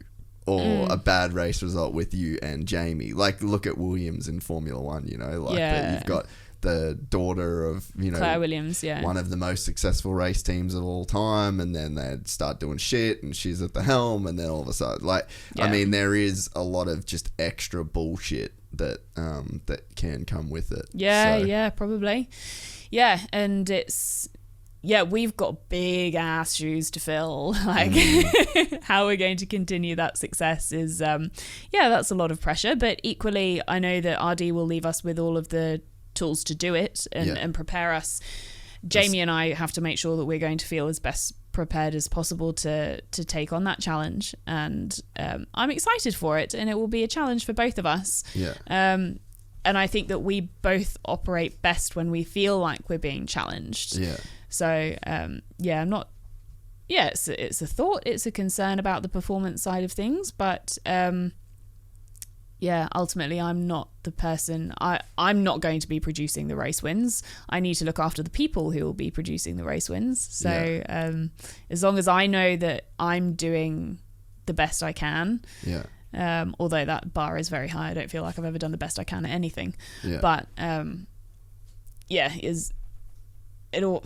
I don't know. We'll find out. We'll we can see. speculate. Yeah. We can speculate, but I guess we'll find out when we get there. Yeah. It'll be interesting. And so we were at the start, we were talking about the fact that Triple Eight is expanding in a time where you didn't think that was going to be happening. What I mean, I don't know if it's out there previously, but what sort of stuff, what's the expansion and what was the thinking behind it? And because I'm assuming to expand in that way, there's some pretty cool shit that's going down. Yeah, it's exciting. So working on the ventilator program. So if anyone's not aware, we've Friday 13th, 2020, the world turned to shit with COVID. Yes. We all packed our bags and left the Grand Prix, having not turned a lap that day. Fuck, that was the shittest day. Literally, the world came crashing down. I was did the podcast with Jamie and you did. Yeah. And then I was so fucking excited. There was a bunch of cool people that I was going to be able to meet that I'd never met before, and excited to hang, excited to do that, and then fucking walking into that was the weirdest day. Experience, right? Walking into the gate, and I'm walking in and everybody's walking out, because we still had the fucking Talking Bull trailer there, and I had all my equipment. It was so bizarre. So bizarre. I can't imagine how it felt for you. So it was eerie. It was like in one of those disaster movies, the silence, the calm before the storm, or when you're in the eye of the storm, and everything's all still, and you're like, everything the world else is all fine, you. and bam, everything turns to shit around you. That was literally what happened that day. So we got back to base on Friday 13th, had a little rendezvous probably on the Saturday or the Monday, I can't remember, and within 2 weeks we'd built our first prototype ventilator. God, that's cool. And we were involved with state government, and then federal government, and then it got to the WHO as well. Basically, design a prototype for a field hospital situation. So what we were seeing in Italy and New York, and places where they had more COVID patients than beds, and the ventilators were then designed to be used next to beds. So we needed a ventilator that could be used in the middle of the equivalent of the Millennium Dome in the UK, or one of those field hospital environments. Yeah. And so that Madison got Square us Garden into or something like that. Yeah. Spot on. Yeah. So that got us into diversification of what else can we do outside of motorsport, and there were an awful lot of. It was driven by knowing that we needed to do something outside of motorsport if we want Triple Eight to survive, to keep going, because at that time we were like, well, is motorsport even going to exist? As we've touched upon, motorsport is literally getting a car from A to B as fast as possible. And in the grand scheme of priorities, if the world completely goes pear-shaped, that is not going to be a priority. That's going to be so far down the list. It's the first thing that gets chopped. So how do we make sure that we've got a business and looking after the people when we don't know what the future is going to look like? Yeah. And from that, we started getting more involved in the manufacturing side of things and identifying opportunities outside of motorsport. And that led to RD having a gut feeling similar to how I have, of knowing that now is the time to expand. And we leased a building that's like 100 meters down the road, and we're moving all of our manufacturing down there. It's in the process of moving at the moment. That's in the back, is it? Fabrication and machines all down the road, and we're investing, or have invested, in a robotic welder, laser cutter, like next level technology that is. It's hardly seen in Queensland, let alone, or in Australia, let alone Queensland. Yeah. So we're going to be able to do bespoke manufacturing, where it did take 1,500 man hours to make a chassis, or 500 man hours to weld a chassis together. It's now going to take 50. The level of production. So the boys can crash the car whenever they want. No, only if they want to pay for it. It's. The production that we can do with it is through the roof. You apply for grants and stuff so that we can hopefully keep investing in the machinery, and with every investment that we make, productivity can go up. Processes, and then we can processes. It's all in the processes and the checklists, and that we can upskill staff and we can bring in new staff, and it's a really, really exciting time. To be not just working on projects within motorsport, so it's within motorsport and external to motorsport. So we've got things that we want to. Hi, for anyone listening, the dog just came to see me. Hi, my fellow illegal immigrant. So we're identifying areas that we can work in both within motorsport and external. So external is things like aviation and defence. That motorsport. People see the benefit of working with motorsport because we can do things on a much shorter time frame. Yes. Aviation, if you want to get something done, it takes years. Whereas we can get it done in a matter of months. Because when you're exactly. Yeah. So we can get shit done in a far shorter time frame than other industries. Still always to the same specifications and ticking all of the right boxes and making sure that it's as safe as possible. But because we live our lives round to round, we know that if we identify that we need to develop a part in order to make something work better and go faster. We know that for every round we sacrifice and we don't have that part, we reduce our chances of winning. So we're always up against it, and that's how we work. Whereas in other industries, it's like, oh, that would be nice to have, but is it going to affect your bottom line? Probably not. Yeah. So if we can bring that sense of urgency to these other industries, then they're only going to benefit. Yeah. Well, we've done 3 hours. Man. And I've thoroughly enjoyed it. I'm so glad that we got to make it happen. Took a while, but we got there in the end. I have to say, I don't feel like I'm cool enough to be on this podcast. You 100% and but I'm not the only one who thinks it. So I told Shane a while ago that we were trying to make this happen. Oh, yeah. And Shane, I said, "Oh, do you listen to Jace's podcast?" And he was like, "Yeah, I really like listening to the stuff with the moto riders." And I told him that we were trying to organise for me to come on, and he said, "Really? Like, are you sure?" And I was like, "Yeah, I don't feel cool enough." And he just went, "No, you're not." Yeah. I said, "Are you going to listen to my episode?" And he went, "No, probably not." I was like, "Okay, yeah, no, cool. No, I like, okay." That's so funny. I might watch a clip on YouTube, but then I'll probably get bored after 2 minutes and turn it off. I thought I was done with Giz after Talking Bull. I just thought I roasted him for riding quads. And there's like a friend of mine in America. He's got this. He had like this satire motocross blog that just went viral back when blogs were a thing. And he had this hashtag called Nuke the Quads. And we were like halfway through the Talking Bull thing we're halfway through the Talking Bull thing, and I was like, "Oh, nuke the quads." And he was just, I just got the vibe. I was like, "Oh fuck, probably shouldn't have like dissed him about his quads. Like he loves them." And I was like, "Oh, okay." He can take it. I was like, "Yeah, Shane Van Gisbergen hates me now," and then we've actually become good mates. I'm fucking big fan, big fan. Giz is my horse. In the races. He's your horse? Yeah. You back him in the... Yeah. Well, yeah, you should be backing him this year. He's doing very well. He's doing all right. Yeah. Well, Fucking in drive a his car. own words, now that Scott McLaughlin has fucked off to America, he's it's clicking for him. Yeah. I want to get him out on the bike, but Oh Jesus, mate! but Can you cross this off with me first? And we're not doing that until the season's What over. bike are we talking? Motocross bike. He was riding a lot in New Zealand. Yes. And then he was like, right, I'm going to get a bike in Australia, and I was like, yeah, me too. Okay, when are you getting your bike? Because you can take my bike on your trailer, because I trust that you'll be getting the trailer and all the shit to go with it, so you can take my bike.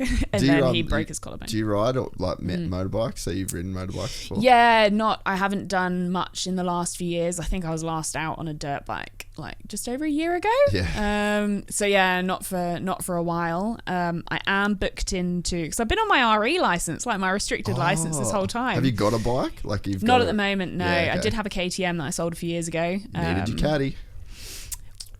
There's something brewing there. Yeah, so actually I wanted to ask you about that. that here on my list of notes that I haven't looked at until hour 3. Ducati lap. What was your so first of all, fuck all that. What was your experience like? Oh my God, wasn't it just the best? Honestly, like we were coming through like turn 2 this is at Hidden Valley in Darwin. So I was on the back of a two-seater Panigale with Mike Jones riding, and we're on like turn 2, lap 2. I went, oh my God, this is like the coolest 3 minutes of my life is going to be over in like the next 45 seconds, and now I don't know what to do with my life. Like that was genuinely the thoughts that went through my head. That's so sick. The coolest thing. Literally couldn't breathe. On this new 2-seater, the pillion seat is quite high. Yeah. We're coming down the straight, and Mike tucked himself down. So you're getting there. And I was like full in the chest, 300 Ks down front straight at Darwin. Fucking coolest thing ever. And then afterwards he was like, oh, was that brutal? I went, mate, if I had had a spasm in my hand, I would have DNF'd into that wall so fucking hard. Luckily I held on. He was like, yeah, I ducked down, but then I realised you were getting all the wind in your chest, but by that time it's too late for me to move. Yeah. I was like, cheers, mate. I hung on. But yeah, no, just I feel so lucky. But so leading into that, people are like, oh, I heard you're going on the back of a Ducati. Are you nuts? That's my impression. What? I was like, but no part of me ever thought to say, and it's weird because... So Alana at Ducati, who was kind enough to organise it all. The best. Isn't she a legend? Yes. She had asked me if we could put Jamie or Shane on the back. And I was like, are you fucking serious? Absolutely not. I'm not letting them do that before a race weekend or full stop. Yeah. And then she went, what about you? And I was like, oh my God, yes. Yeah. but then I'm like, so why is it not okay for my drivers to do it? But for me, I'm like, what could go wrong? And literally no part of me ever thought, and this is just the way I think, no part of me ever thought that something could go wrong. And I don't get scared. Like I wasn't nervous in the slightest. So many people are like, you're braver than me, I would never do that. Aren't you nervous? No part of me ever thought that you'd say no to that. No part of me ever like had a tiniest element of nerves. But having said that, I would never get nervous getting in the passenger seat of a car. I wasn't nervous before I jumped out of a plane when I went skydiving. I wasn't nervous before I bungee jumped. Like I just don't. So you're a psycho. I must be. Okay. Cool.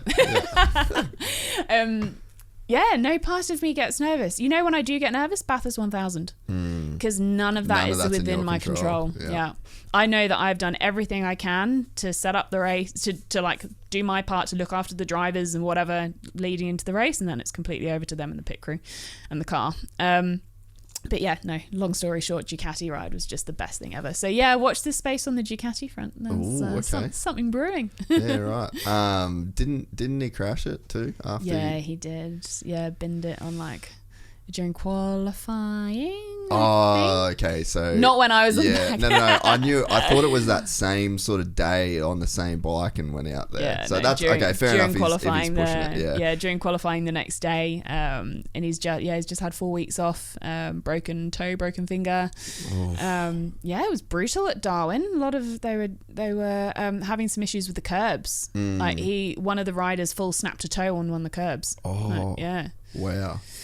Yeah, it wasn't pretty. No, a few, like 3 riders had the same injury from one curb. Yeah, right. And so do you ride dirt bikes as well as road bikes? Like you can Have ride done. all of it? Like I haven't ridden on the road for a long time, so that's one of the reasons. I never bothered getting my open license because I just never needed to. Like I had a 390. I had a 390 Duke, so I didn't need to because your open license, you can on your REs you can ride up to 600. 600, yeah. So I just never needed to. And then lining something up with Ducati, and they're now sorting my. What bike are you looking at? The new Monster. Ooh, okay. So they're sorting for me to get the to get my open license to do something with around that. Yeah, there's the guy. I actually did mine recently with a guy down here. So if you need someone, he was really, really good. They've sorted it out with a company. I like in Capala. No, not Capala. Anyway, yeah, it's all booked. Okay. So 28th of July. Watch this space. I'll be doing my course. But now I'm like, oh my god, I can't remember how to ride on the road. Let's go for a ride. I got the Ducati Hypermotard, the 950. Oh, it is nice. So sick. Yeah. It's ridiculous. Because I never I only rode on the dirt my whole life. Yeah. Like it wasn't something that was interesting to me. Like Jack Miller's one of my best mates, so I fucking froth him, and I'm just full cheerleader for Jack. But that was it. I was like, I will never go on a racetrack on a road bike. I couldn't see myself owning it. And then my dad and mum go to Vietnam, and they do this 10-day tour across Vietnam on the back of these, on these kind of, they're like a Chinese Harley type deal. Yeah. And they did Fun. that. Oh my God. They come back and it was like they were 15 and just went on schoolies. And so you're then like, I need a piece of that. Well, yeah. So fast forward a year, and they're like, me and my brother, we have to go do it, right? And I was like, I don't really want to. Like, I was so in the podcast mode. Like, I just wanted to stay and grind and get shit done. Went over, and I was like, holy fuck, what have I been missing out on? Like, 2 wheels and a motor has been the theme throughout my entire life since I can remember. And I have just missed never on the road. This entire realm of fun. But a lot of people who've come from a dirt background say they're not keen on riding on the roads because it's the other people around you. Yeah. And that's always, the concern when you're on the road, whether it's on a motorbike or a push bike or even in your car. It's always the other people. So that's why people who come from a dirt bike background don't necessarily like riding on the road usually. Yeah. Do you find that? Yeah, definitely. But man, I am just so in. I'm so in now. Yeah. Like any chance I get to ride that Ducati. Do you ride to work every day? Nah, because I got the dog. If I didn't bring Hurls, The cute little passenger though. Yeah. If I didn't bring him, I'd ride it way more. But I've just done like the border ranges, like the New South Wales border ranges. Like my dad's got a road bike as well, and it's honestly insane. And we're shooting some stuff pretty soon for Ducati. So I've been trying to ride it better, like actually get into the twisties and link turns together, and like I'm gonna have to find my wheels again like on the road. It's gonna be hard. No, it won't be hard. I'll just remember it's like riding a bike. It's just like riding a bike. Well, we'll go for a ride, and that'll be fun. Yeah, next year when you're in the thick of it as a team manager of 888, maybe come back and we'll do it again, because I've thoroughly enjoyed it. Yeah, I've really enjoyed it. I've had an absolute blast. So thank you so much. No dramas. All right, cheers. Talk to you soon. Bye.